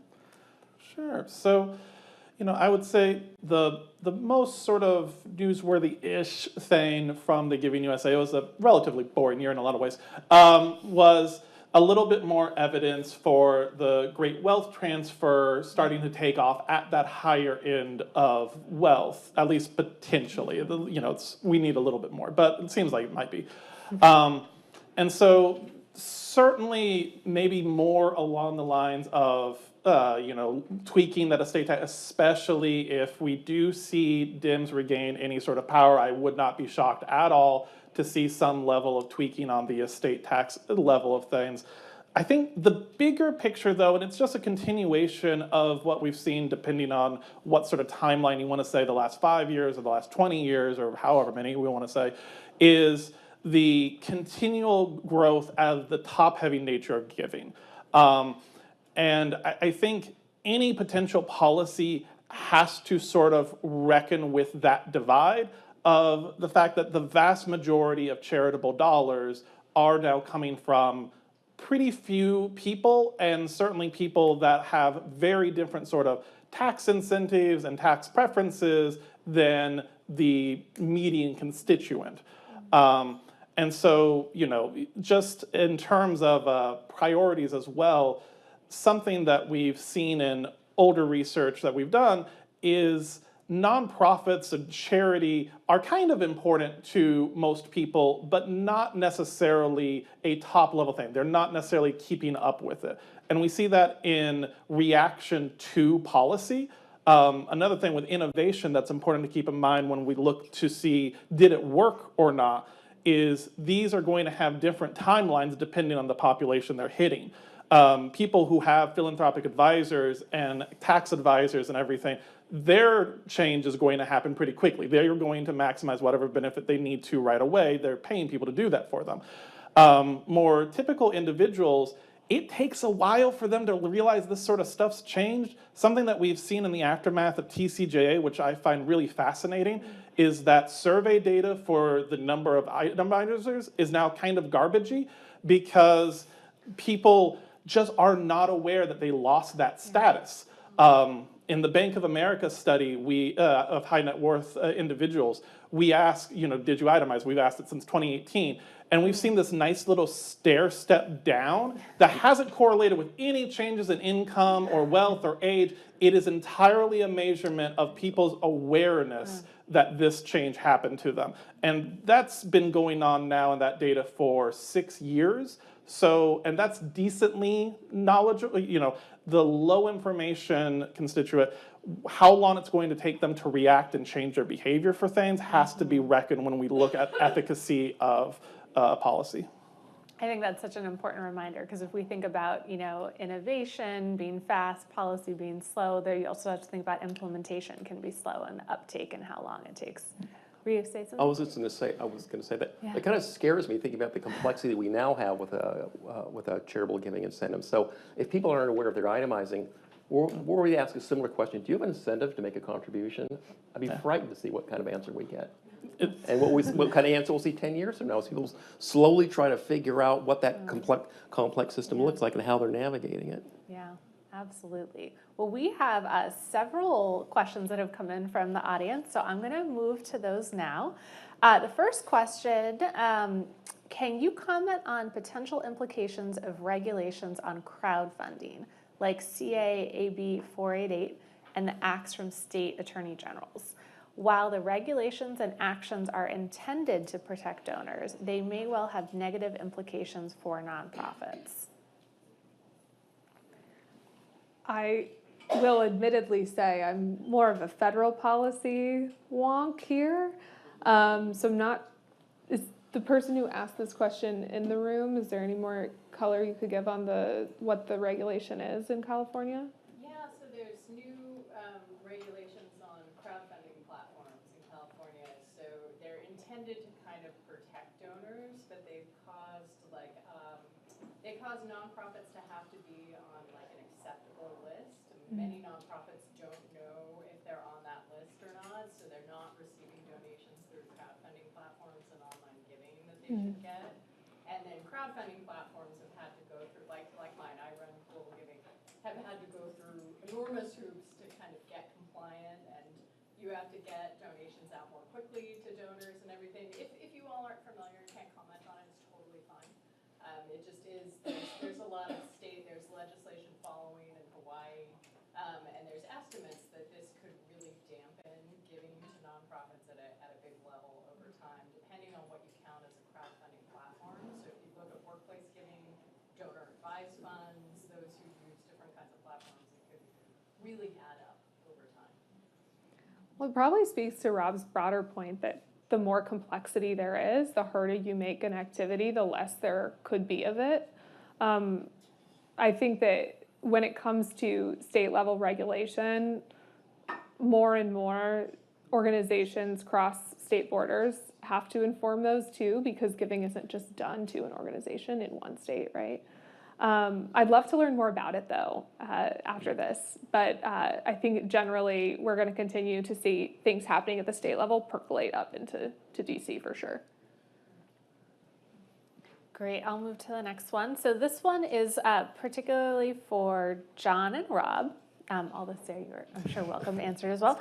How long do you think it will take for us to see the actual charitable giving impacts from the limitations included in the One Big Beautiful Bill Act? Do you think next year's giving data will show a steep decline?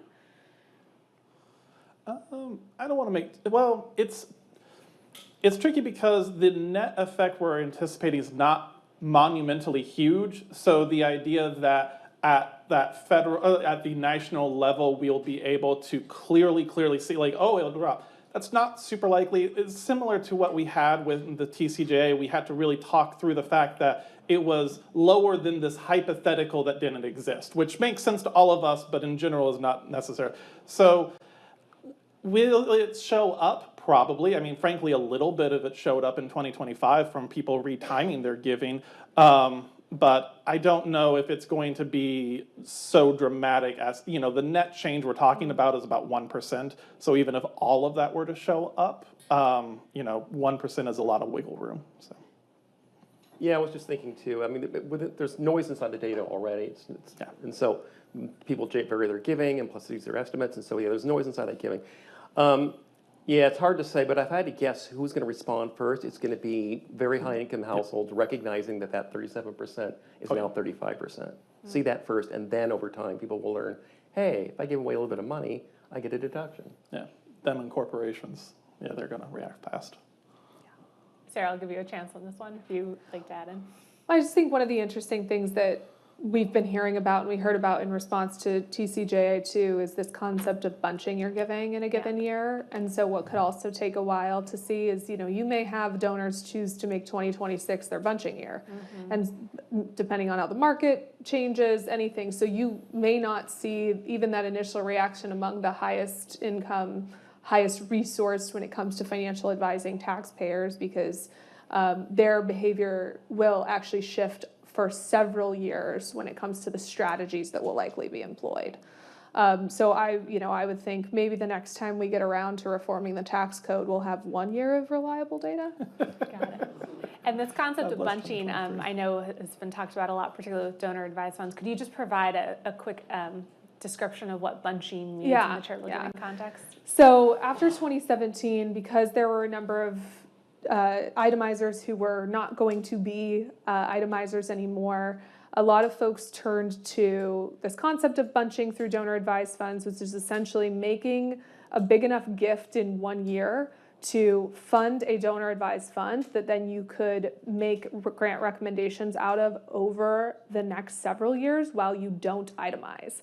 So you itemize so you can maximize that charitable deduction in 1 year, and then you smooth your giving is another kind of verb folks were using after that over time through your donor advised fund advisory grants.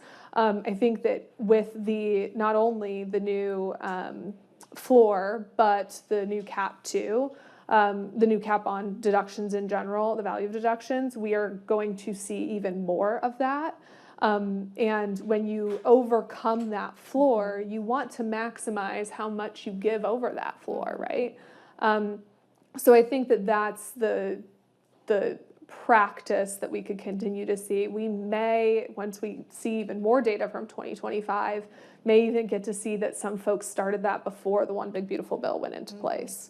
And a lot of that also depends on market performance, but hopefully that answered the question. Yeah, and we've gotten a few questions on donor advised funds, so let me turn to one of them. An audience member says, I'm continually confused by donor advised funds. Where do they fit into these policy changes in the upper end of giving? It's a very good question. Go ahead. Well, I'll put it up. I'm really interested in your thoughts on it because I find it fascinating that the non-itemizer deduction has a no DAFs clause to it because this is only basically going to make Benevity's life really complicated for a couple years and not do much else because these are not the people who are putting thousands and thousands of dollars into their DAFs. That's on the high end of things, which frankly is part of why I think it was in there is because that gave you correct me if I'm wrong, if I'm being naive here, that gave the folks an ability to say, oh, we listened to your DAF complaints, we put some DAF thing in there, without in the least stepping on the toes of a single wealthy donor who would be in revolt if you put actual DAF restrictions on stuff. That's a great observation. What I will note about the origin of the non-itemizer deduction, when it was first enacted on a temporary basis in the CARES Act in response to COVID back in 2020, they used some disaster language. So they used to put special tax incentives in place in times of big disasters if you were giving in that disaster area. And because the intent was to get the money to the organizations on the ground immediately, they took DAFs out of that equation and said, if we are incentivizing you to give in this disaster area, you cannot give into a DAF in that disaster area. And they used that same language in the CARES Act because they were responding to a disaster in their minds. And so now, unfortunately, the carryover language that was put into the code is what they renewed in the One Big Beautiful Bill. So that carried over. Did they have the opportunity to take it out? Yes. Would that have cost money? Yes. And would it have opened up the conversation among the DAF critics to then say, okay, well, if we're going to renew an incentive and expand it into donor advised funds, how do we rein them in? There were some actually kind of offices that are on the pro side of donor advised funds who said, you know what, we're just not going to open up that conversation, especially at the pace that this is moving. That could lead to disaster for donor advised funds. So yes, and it was partially on partially at the fault of just using old language. I think generally when it comes to donor advised funds and the interaction with this bill, and more broadly the version of events that transpired is a lot of One Big Beautiful Bill Act negotiations were against a lot of philanthropic vehicles. It wasn't just the cap on the deductions or the floor. There was an attempt to increase taxes on private foundations. There was an attempt to increase unrelated business income tax on all nonprofit organizations, not just C3s. And so I think in general, DAFs were looking like they kind of came out smelling like flowers because they didn't really have anyone come after them in that way. The worst thing that happened to them was that the non-itemizer doesn't apply to them. Great, thank you guys for sharing that. Another question we have coming in, you touched on it, but are these charitable policy conversation and debates we've heard today partisan in Congress? Could we see change with a new Congress? I'll start with Sarah. I don't think what we talked about today is partisan in Congress necessarily. I think that the point I was making earlier about very different philosophies on how they approach tax policy is not specific to one party or the other. I think a lot of it has to do with who has interacted with the nonprofit sector in a professional capacity, in a personal capacity, or maybe some who aren't aware that they have it all, even though we know everyone has. But when it comes to the debates we're seeing outside of the conversation we had today and a lot of the criticism that is coming up from Congress and the administration around tax-exempt organizations and different structures they use, they are partisan in the sense that the reason folks have concerns with them often stem from a partisan perspective on the mission area that they have a concern with. And that can come down to criticism of a tool that folks are using. If they view a donor advised fund or a fiscal sponsorship as advancing a more liberal or a more conservative cause, then you have someone on the other side of that who believes that could be a bad tool or a bad way of charitable giving or something that needs to be reined in or have increased transparency around. So it becomes partisan because folks see a mission area that they disagree with and then move on from there to a policy solution that can impact all other types of mission areas, which is our big concern right now. And I think the point you made earlier is really relevant here too, of like what is partisan are specifics. And that might be the next real frontier on nonprofit stuff is going after specific types of cause areas, charities, what have you. Yeah, you've already seen a lot of letters come from the chairs in the House to IRS asking them to revoke tax exempt status of certain organizations. They point to potential violations or alleged violations of law, but it's easy to see why they have a concern with what that organization is doing versus what one similarly situated for a different cause is doing on potentially their side. Wonderful. Well, any final thoughts before we wrap up? Just the kind of things I've been talking about in terms of like a matching grant or like a true universal deduction. Yeah, because of the hyper-partisan environment we live in currently exists, doesn't mean it will always exist. And I think we need to keep these larger ideas in mind and keep talking about them and keep up their presence. Yeah, and I actually had written down too, I think when this opportunity for cross-partisan collaboration really is going to be rooted in a principle around an activity, whether it's the principle of charitable giving being good or all of this being rooted in the First Amendment, great year to talk about it, as Ben pointed out to all of us. And I think that the continued conversation around what can we all actually agree on that undergirds all of this generosity is going to be where you have a lot of the bipartisanship, cross-partisanship, and hopefully innovation. No, I'm good. I talked plenty. Well, terrific. With that, just a huge thank you to Sarah, John, and Robert for a lively and engaging discussion.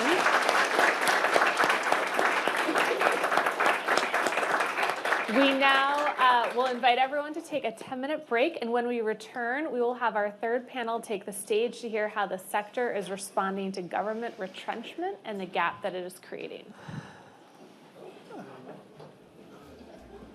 That's fun.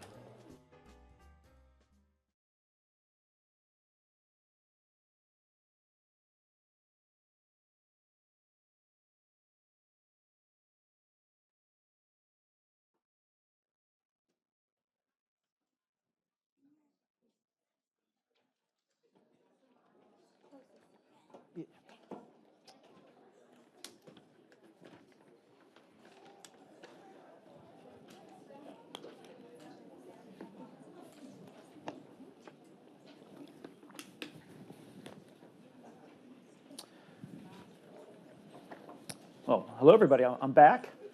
Good to see everyone again. So this is going to be a great conversation. We have three terrific panelists, and we're going to be discussing this challenge of gap giving.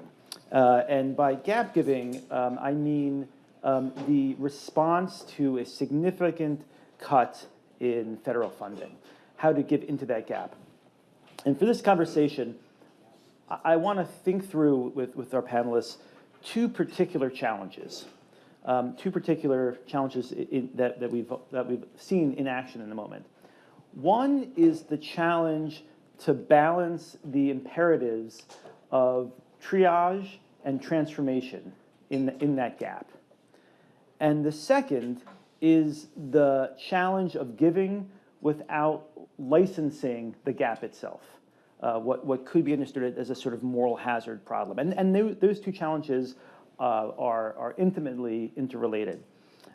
So let me give a brief introduction to the panelists. I'm Ben Soskis, just a senior research associate at the Urban Institute.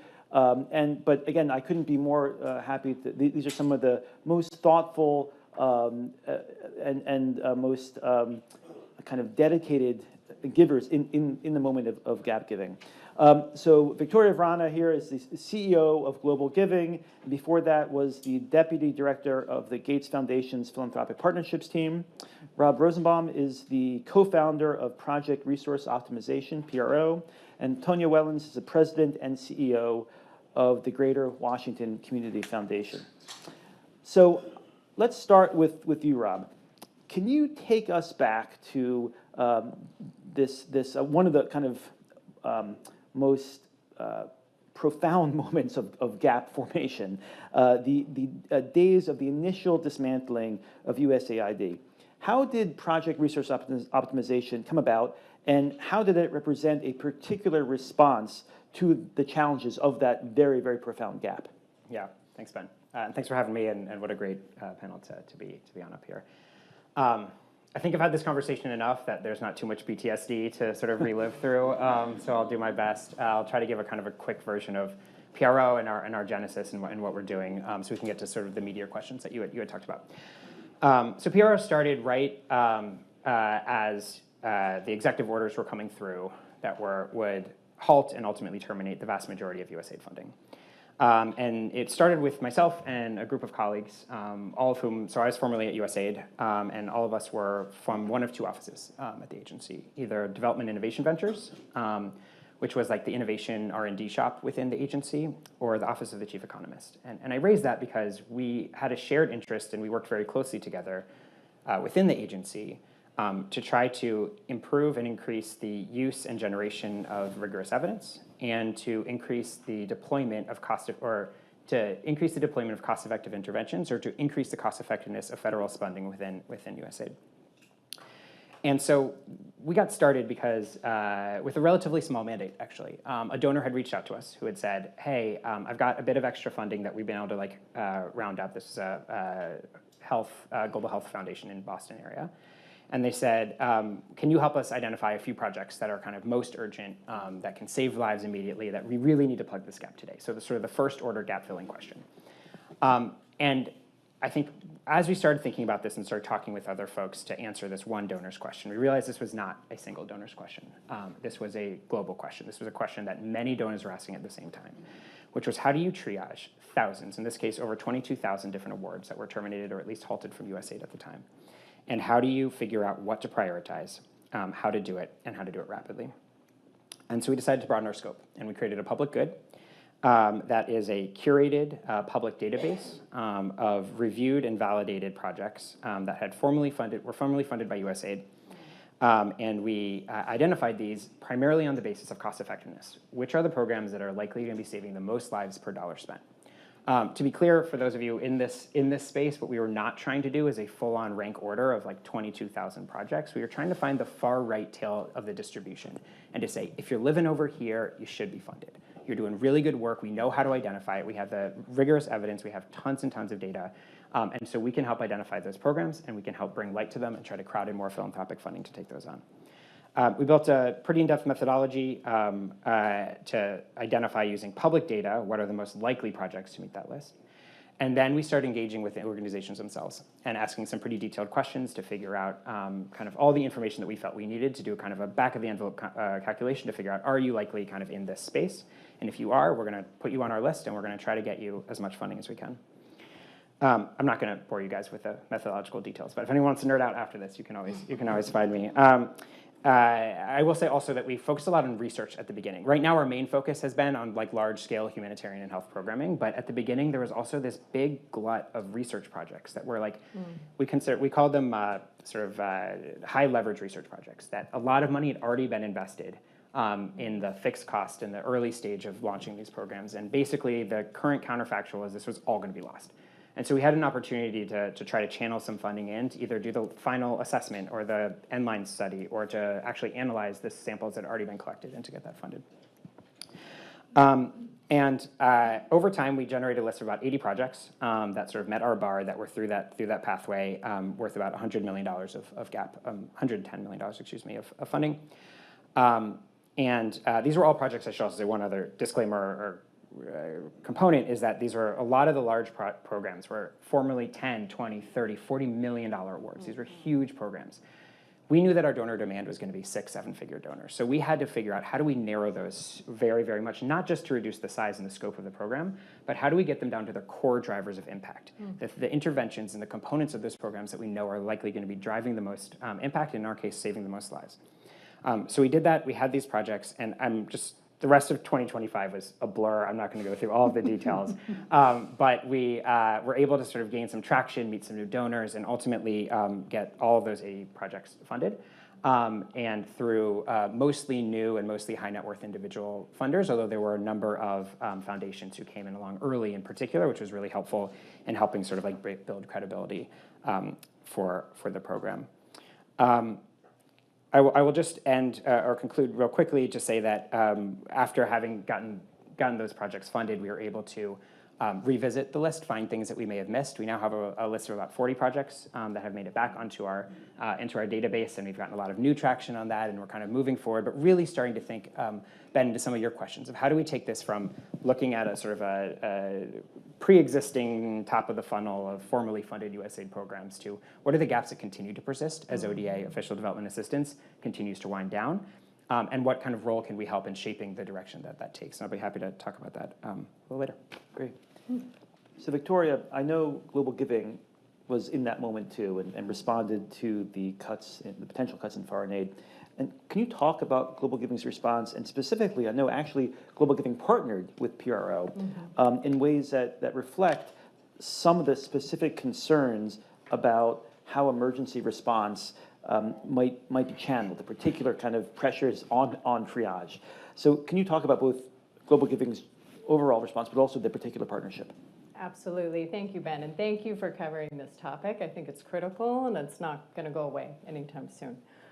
So for those of you who don't know Global Giving, we are an almost 25-year-old nonprofit that connects people who care with the causes and organizations they love in 175 countries, swiftly and safely.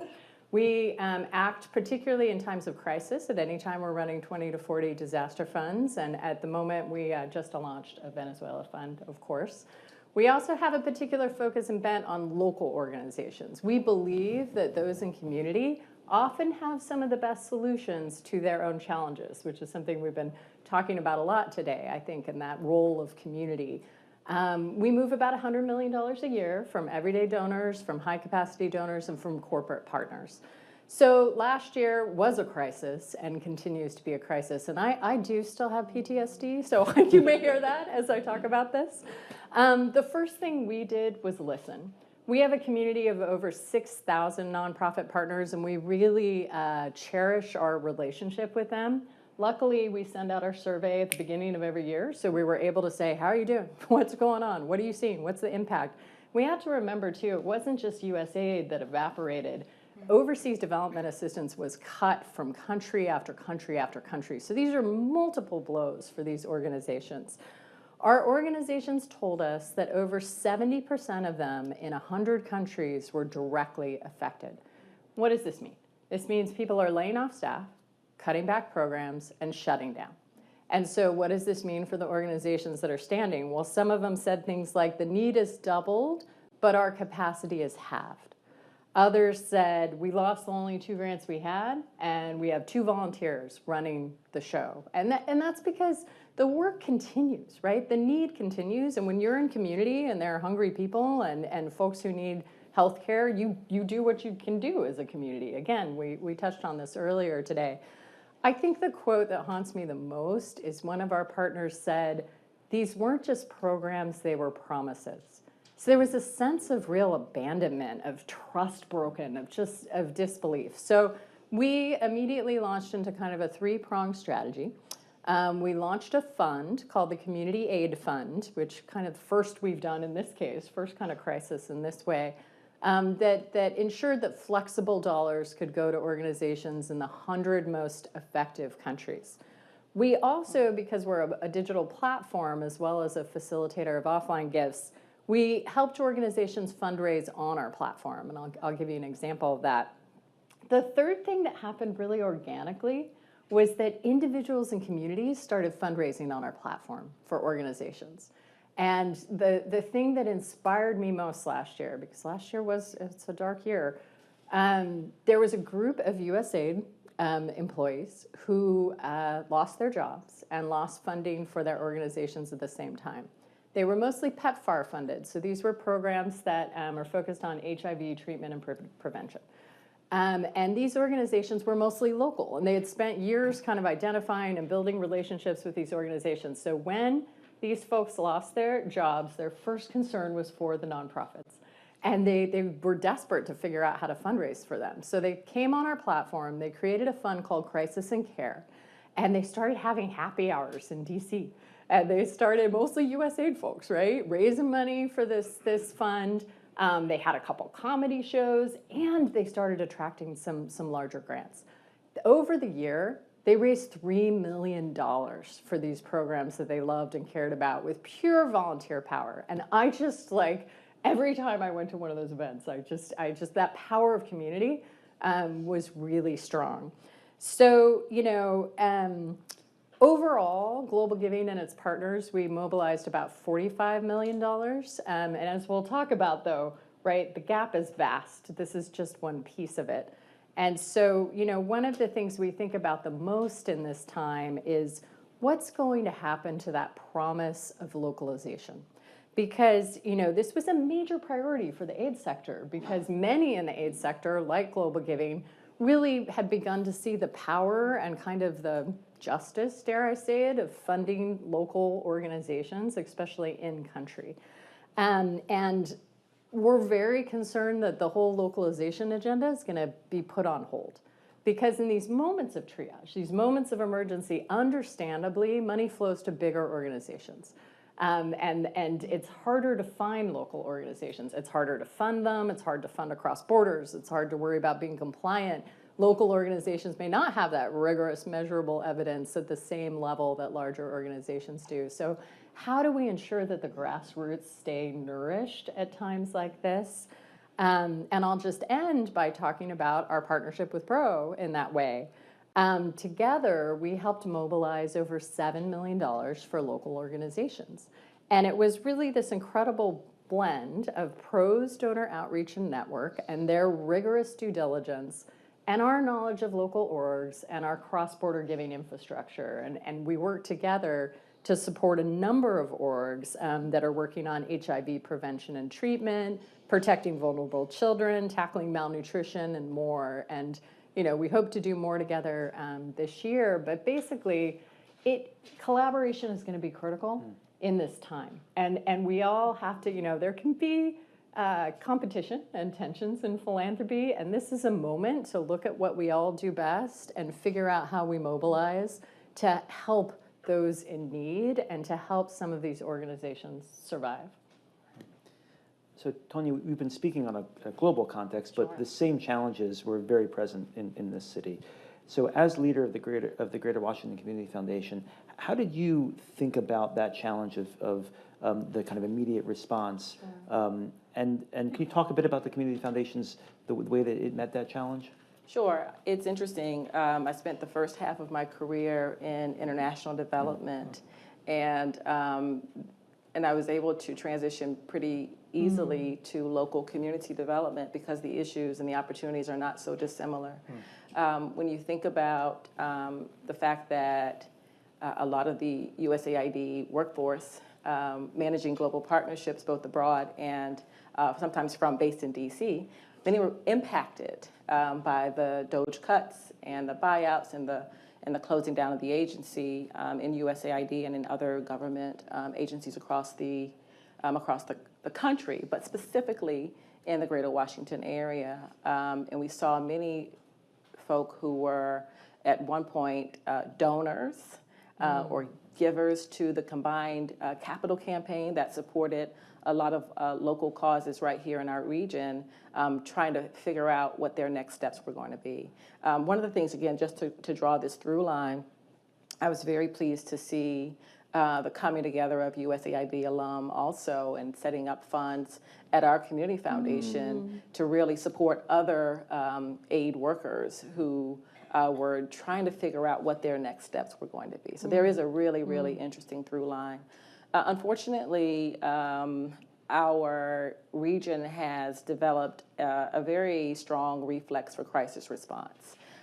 You can go back as far as the 9/11 attacks on the Pentagon, to the 2008 and 2011 economic crisis, multiple government shutdowns, and longstanding government shutdowns, to COVID-19, and just in 2020 to where we are now. We've had to develop a real strong sort of a strong playbook and a reflex for responding. We're really fortunate that local philanthropy is well organized, that we know each other and we've worked together for a very long time. And so to put together or to launch or relaunch a pooled fund is something that we have just figured out how to do with ease, and to determine priorities. So in this context, we had to treat things just a little bit differently because if you were to go back to just 2020, there was so much federal funding flowing down to nonprofits by way. There were so many federal funds flowing from federal government to state governments to local governments, and so that was more of a coordination and infrastructure challenge that we were trying to solve for. In the case of responding to the executive orders in the top of 2025, it was really about how do we help keep organizations afloat. How do we really respond to the shift in impact on people, because it wasn't just people at the lowest ends of the economics spectrum. It was people across the economic spectrum who were being impacted pretty immediately. When it comes to the work we did with nonprofits, our first response was really around bridge funding. So to try and make sure that we supported organizations with a percentage of funds that they had lost. So if a government grant was withdrawn or canceled, then we tried to figure out what percentage can we give nonprofits to keep them afloat until such time that they were able to sort of ride the tide long enough to receive the funding or to figure out other ways of managing the uncertainty. We did a lot of work around scenario planning. So if you'll go back to, again, it was just 18 months ago, but it feels like such a long time ago. But nonprofits were trying to figure out how to change their communication strategy, how to actually work in a way that would limit retribution. So if you were working with immigrant groups, you were trying to create a name or a profile that would make you a little more innocuous. And we provide communication strategy support to help nonprofits think through how to message their work without losing their soul when it comes to the populations and the work that they were looking to do. And then we did a lot of investing in scenario planning, helping the organizations that were serving community think through how to take another look at their budget, how to think through reductions, how to consider earned revenue, I think I saw a colleague out there who's done some of the earned revenue training and support. How to develop strategic partnerships, and so how to think through building coalitions so that nonprofits could work cooperatively to provide services and avoid duplication where possible. And then we provided some support and funding around around nonprofit mergers. Again, making a resource available to organizations so that they could consider, should you not be able to make it through the season, like how can we bring orgs together, reduce the overall cost, and continue to offer a service to a growing population of folk who were demanding, who are in need of support. Great. I want to pick up on a term you used in that response, bridge funding, which is really interesting, especially in light of Floyd's comments in the first section, because one of the questions that just kind of naturally arises from that term is bridge to where? It kind of presupposes a terminal point, but where is that point? And so that gets to this second challenge, or another challenge of, and this is for all you, everybody. There is this fundamental sort of tension between triage and then the kind of impulse towards transformation, and we've seen this, I think, more than really ever before in the global health and development space. There is a new call to reimagine foreign aid or to rethink global development every day, pretty much. But that same call exists in the domestic space as well. So I'm curious, how did all three of you navigate those kind of twinned, sometimes contending imperatives? How do you kind of think about, where are you bridging to in this moment? And Rob, do you want to, or and whoever wants to take it, go ahead. Yeah. Okay, I'm going to give a little bit of a annoying yes and answer to your either or question. I think that when there's a calamity or an emergency, particularly of the level that we saw with the dismantling of USAID and a lot of the other sort of federal government funding in general, there is an imperative to act then. And I think that there was a moment where you just have to step in, and I think that a lot of funders were willing to meet that moment. I think this dovetails with your question about moral hazard and kind of concerns about, am I taking the role of the government and they're not going to come back in here? But I think at the scale and the level of the types of projects we were dealing with, this was in some ways a fairly easy answer of that the triage had to come first, because there were so many lives at stake that were on the line, that all of our Washington, D.C. High-minded policy conversations about the future of foreign aid, I feel and sometimes we're actually getting a little ahead of ourselves when we're not thinking about what needs to happen today, and how can we do that. But the and is also really important there. And I actually want to pick up on the bridge thing, and Tanya, I really appreciate you bringing that up as well.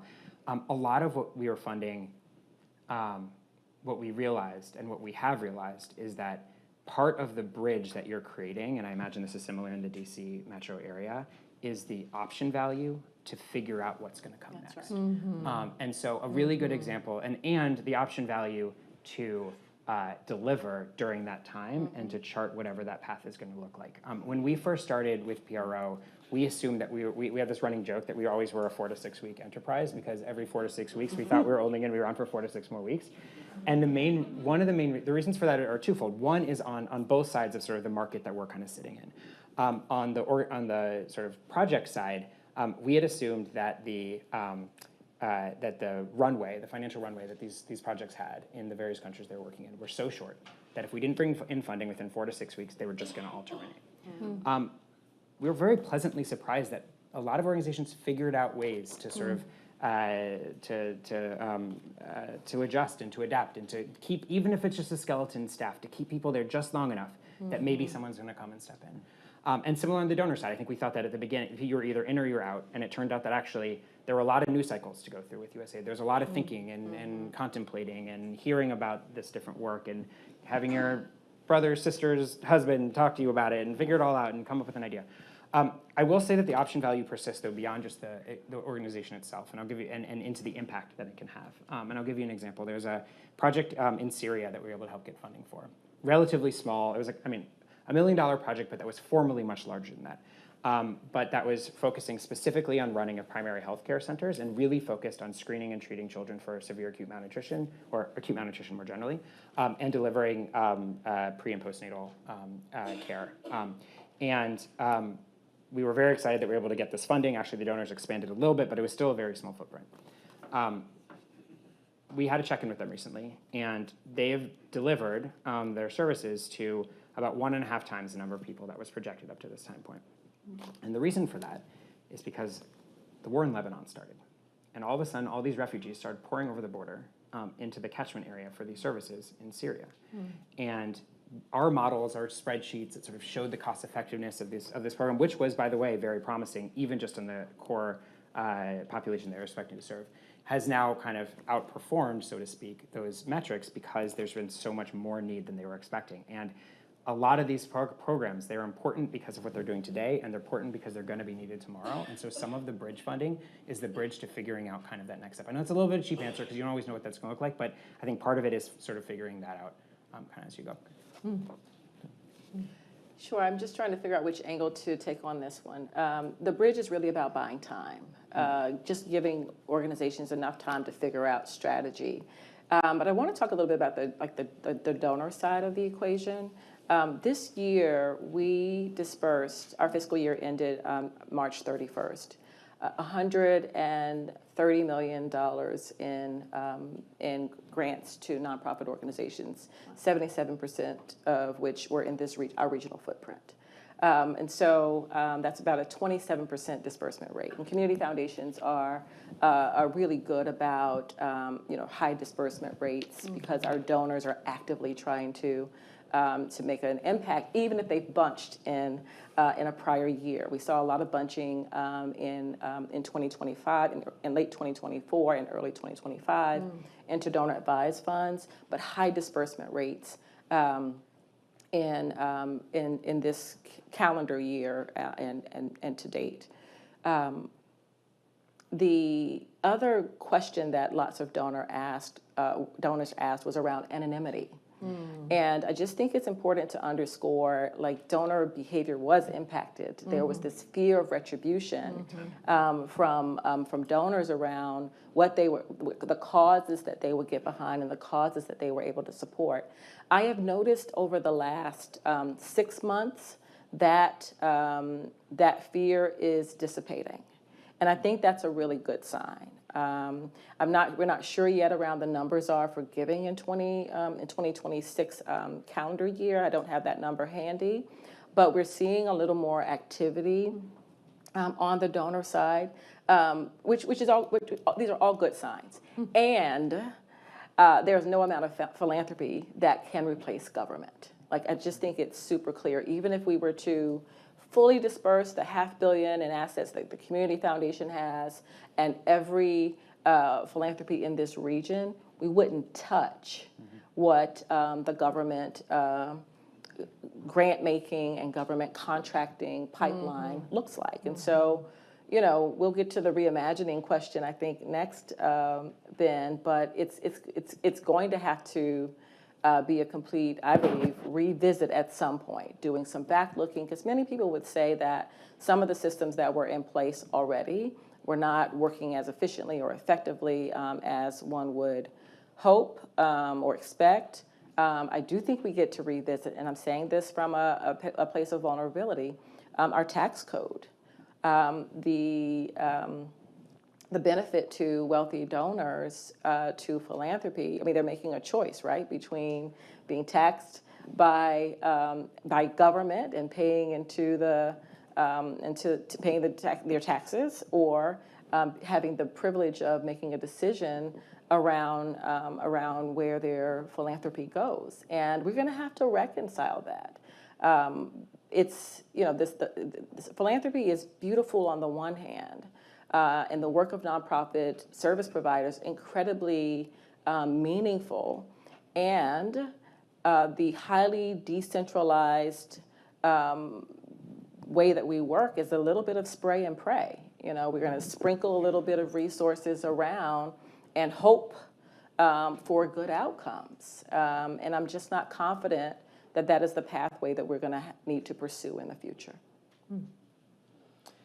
So let's stay on this idea of the gap as an opportunity for transformation. And I appreciate, Rob, this idea. There is a tension, but there's also a both and. How does one do that? I mean, it's hard because again, you're faced with urgency, and there is always. I mean, we're hardwired to like respond to the moment.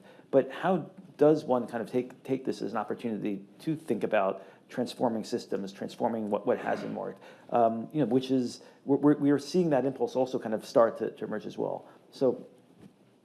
For anyone, go ahead. I'd love to comment on this. So, I think it is a yes and, right? You need triage and you need transformation, but not every organization, intermediary, donor has to do both, right? So crisis funders and disaster funders, and now community foundations are definitely a part of that, like it or not. We often do both. Right? You respond in the immediate moment of crisis, and you're there for the rebuilding and the recovery.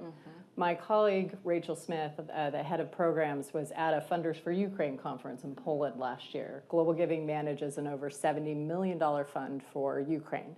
And she wrote eloquently on LinkedIn this morning about how in the Ukraine, they're not waiting to rebuild, right? They're not waiting for the war to be over. You're rebuilding while the war is going on. And so sometimes these things are very much happening at the same time.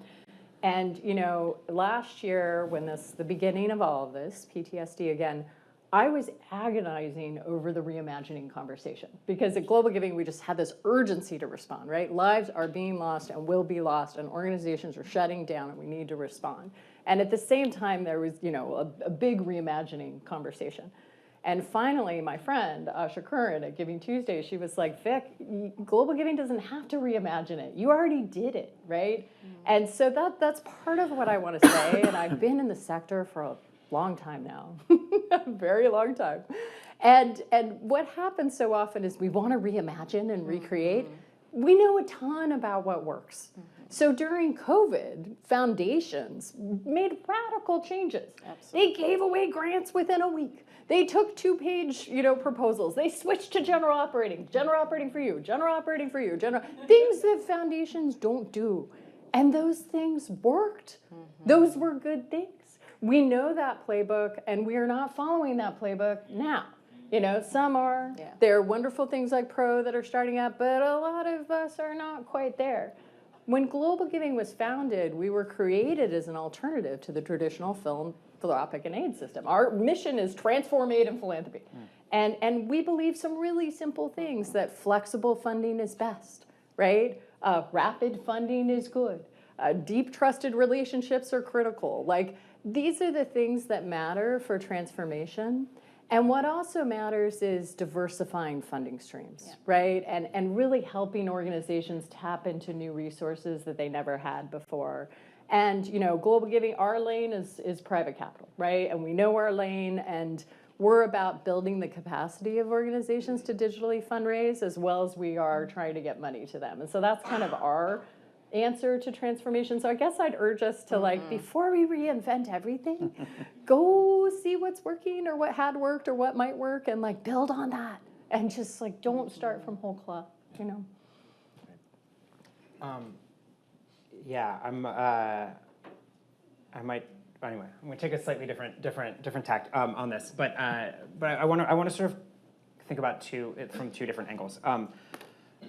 So I mentioned at the beginning that PRO was started from two groups that were formerly in USAID. And one of those where I used to sit was a place called Development Innovation Ventures, which was really kind of, we thought ourselves as sort of the cutting edge or the future-looking view of foreign assistance. How do you test new ideas and innovation, and how do you bring that to scale rigorously and confidently and competently? And in 2025, while we were trying to get some of the projects that had already started, some of this research that I was talking about, this sort of high leverage research funded, did not feel like the right time to start reinvesting in new innovation. It was the time to save what you could that was already there, that was already established, that you know it worked. We are now moving into a new time. And so as part of that, a hat that I haven't talked about that I wear is we recently relaunched Development Innovation Ventures as the DIV Fund. It's a privately funded philanthropic innovation engine, doing a lot of what we did when we were formerly, a number of the same people were formerly at USAID, and building off that legacy, but doing it from a public good perspective that is privately funded, because I think we are back at the place where we can't sort of can't kind of like mortgage the entirety of the future to save today. Like we do have to continue to invest in learning and innovation in that space. And then the other thing I'll say is that I actually think we have a huge opportunity to learn from initiatives like PRO, but not only PRO, to inform the future of both the policy and philanthropic spaces. So through PRO, we managed reporting from all of the grants that we have funded, and we now have this like massive portfolio and database of like what does it look like to strip massive philanthropic projects down to the smallest, corest drivers of their impact, scale those, continue running those, and then how do you think about building upon those into what could be into like ideas and concepts that could fill in how we rebuild our humanitarian response platforms.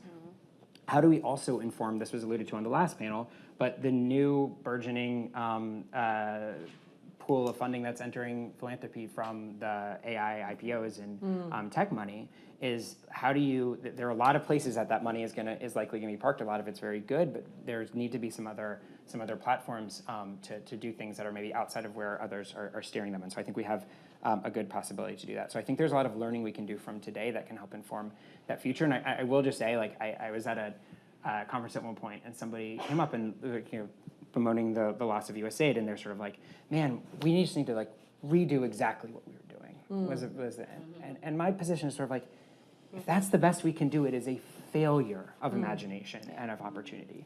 This was a calamity. It was so many lives have been lost, but we at least have a theoretical possibility to do something considerably better, more effective, more efficient. And I think we need to take what we know works, but also deploy learnings that are happening right now to do it.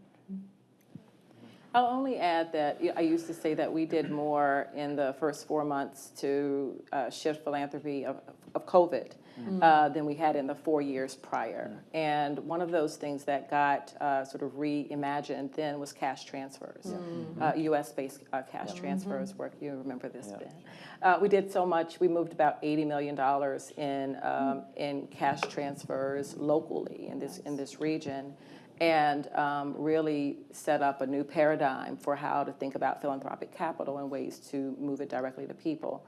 I think the next iteration of that is really going to be around guaranteed income, and again, not just for the people at the lowest economic levels, but if you marry the impact of AI on some of these, I would say, white-collar jobs, there's going to be a need and necessity for a floor for lots of people to be able to figure out what they're going to do next with those great paralegal skills. And I think that opening that door for white-collar roles is going to really have us reimagine what the social safety net could look like potentially for all of us. And that, I think, is a space that we get to lean into really differently, which will have us consider the role of government differently, the role of nonprofits. And so I think that we learned a lot over the years, and I started with 9/11, and you can go further back than that.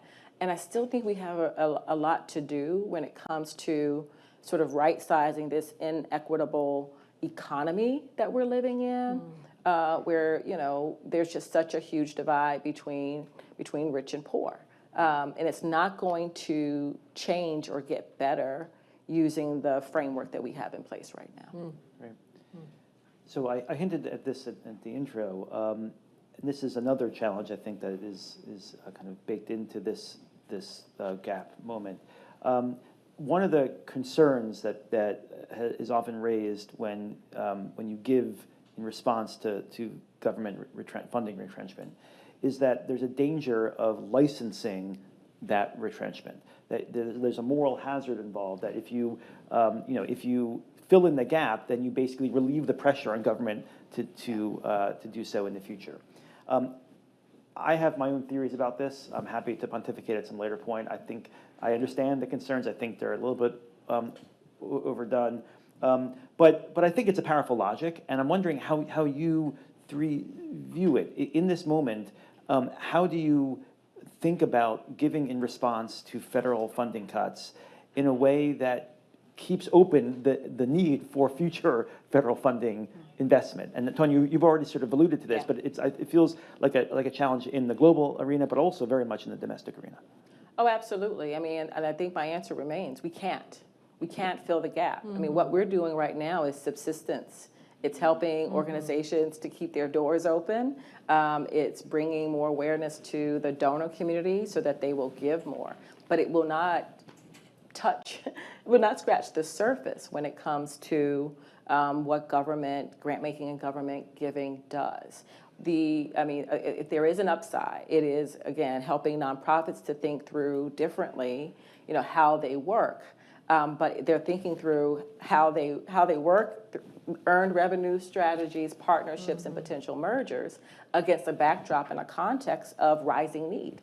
And I'll tell you, nonprofit leader burnout is something that we all need to be mindful of. I mean, it's been, again, a consistent decade or two of pressure in this region especially that doesn't feel like it's easing up. But I'm not worried as much, Ben, about us giving so much that it creates this notion that government doesn't have to, there's just not enough to fill in the gaps. I do think, though, that there are some funders who think about that, right? Like whether or not it is happening in practice versus whether it's affecting behavior, I think are necessarily the same thing.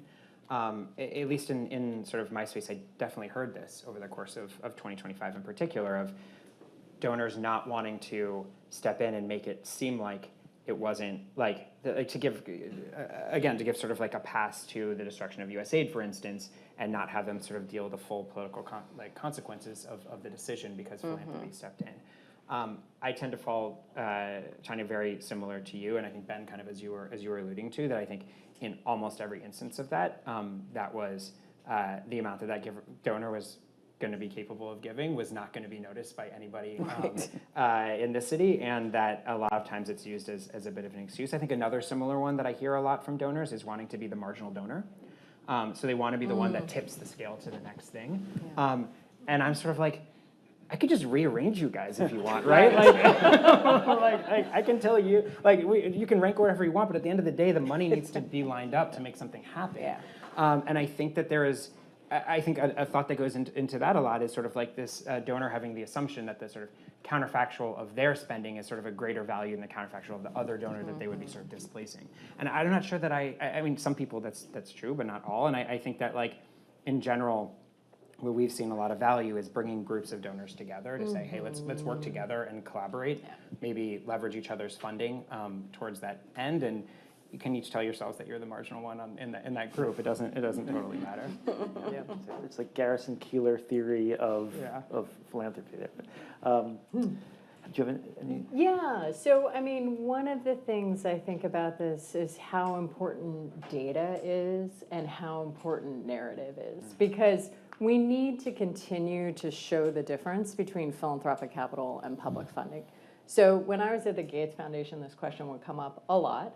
And we would always point out that the spending in California on education absolutely dwarfs what the Gates Foundation was. While the Gates Foundation seemed like the biggest funder in the world in education, it was nothing compared to a state, right? And I looked at this morning. Let me see what Claude told me. So these are not human checked, but just to give you a sense. So California spends supposedly $142 billion a year on K through 12 education. Sounds right. Right, roughly right. And Gates Foundation endowment was out the door last year was $8.7 billion. So you can just kind of see no matter what. And so, but we have to keep telling that story.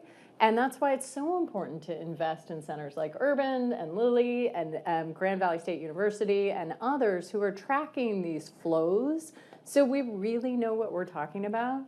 The other thing I think about is the difference between philanthropic capital and public funding. So, the adage has always been philanthropic capital is the risk capital and public funding scale stuff. Well, not really true on either side, but sounds good, right? Let's think about what we all do best. And I guess that's why, again, I would kind of make a plea for philanthropic funding to actually be more of that risk capital, to be more of that capacity building, to be flexible funding and general operating support, because then organizations can use it to pivot in real time, which is what everyone has to do. They can use it to scenario plan and pay for mergers instead of like, we're going to have a grant to pay for a merger, you know, like the more flexibility we can have, the better, and the more resources, learning resources and things beyond money that we can bring to organizations, the better. And so that's how I think there's a moral imperative to keep funding this stuff. You know, let's be real, but the way to deal with that challenge about like, will you perpetuate public cuts is data, storytelling, and then the third thing I'd say is advocacy. We, as philanthropic funders, need to fund advocacy so organizations can advocate for the public funding that they need. Absolutely.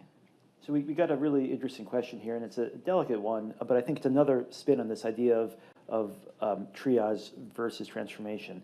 And that's in this moment, how do you think about the hard conversations that you have to sometimes have that maybe organizations shouldn't exist?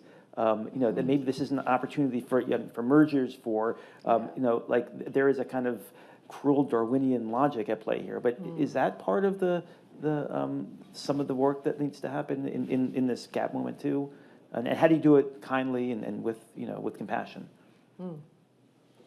So it's not easy, is what I'll say. One of the things that I'm proud of, that we did a lot of things that I'm really proud of, but we worked with nonprofit aggregators like Compass or Center for Nonprofit Advancement, the organizations that work with organizations, and we agreed on the kinds of tools that we would use across the entire region for these kinds of scenario plans. And so one of the things that I think is most important is that philanthropy is not requiring or requesting nonprofits to merge, that is a conversation that nonprofit leaders and their boards are having, and then that nonprofit aggregators and consultants and capacity building orgs are having with nonprofit leaders. Like there needs to be some distance between, I think, the philanthropy or the philanthropies and the organizations that are making those decisions. Our job is to, you know, to help enable those hard conversations. You know, and I mean, again, you know, the sort of the transition, some of it's happening naturally, and then I think the very smart leaders are thinking through, how can I get ahead of having to shutter or shut my doors quickly? And so they're looking ahead. I had one nonprofit, but actually there were two. They lost you know, $1 million each in federal funding for the arts. And in a room, apparently, that we co-convened, they looked at each other and said, maybe this is time for us to have a conversation. And we provided the TA, we provided the, you know, the funding to the exploratory funding. And 9 months later, they announced publicly that they are a single organization. But that had nothing to do with us except to be an enabler for them to have the conversation and to make to consider the opportunity, but for them and the support that we provided to lead them through the process. And we're seeing that happen more and more. Many nonprofits will not make it through this season. They're not going to make it through the next 2.5 years. And I think that's just, it's a matter of fact. And I don't think our job is to try to save them all. I think our job is to make sure that people are getting served in the best way possible. I think one of the stats noted is that you know, part of the reason I believe that we have to revisit our social compact is because we've over-indexed in many ways on sort of the proliferation of 1,000 flowers when it comes to nonprofits, and we've not always drawn the line between connection to community and addressing direct impact and need. And some of that stuff, again, it's going to play itself out. Our job is to be here to help enable and to stabilize people's lives. That is our number one job. It's not to save the nonprofit sector. It is really to stabilize people who've been impacted, to stabilize their lives. Great. No, I think that's a good place to end. So thank you to the three panelists for a terrific discussion. And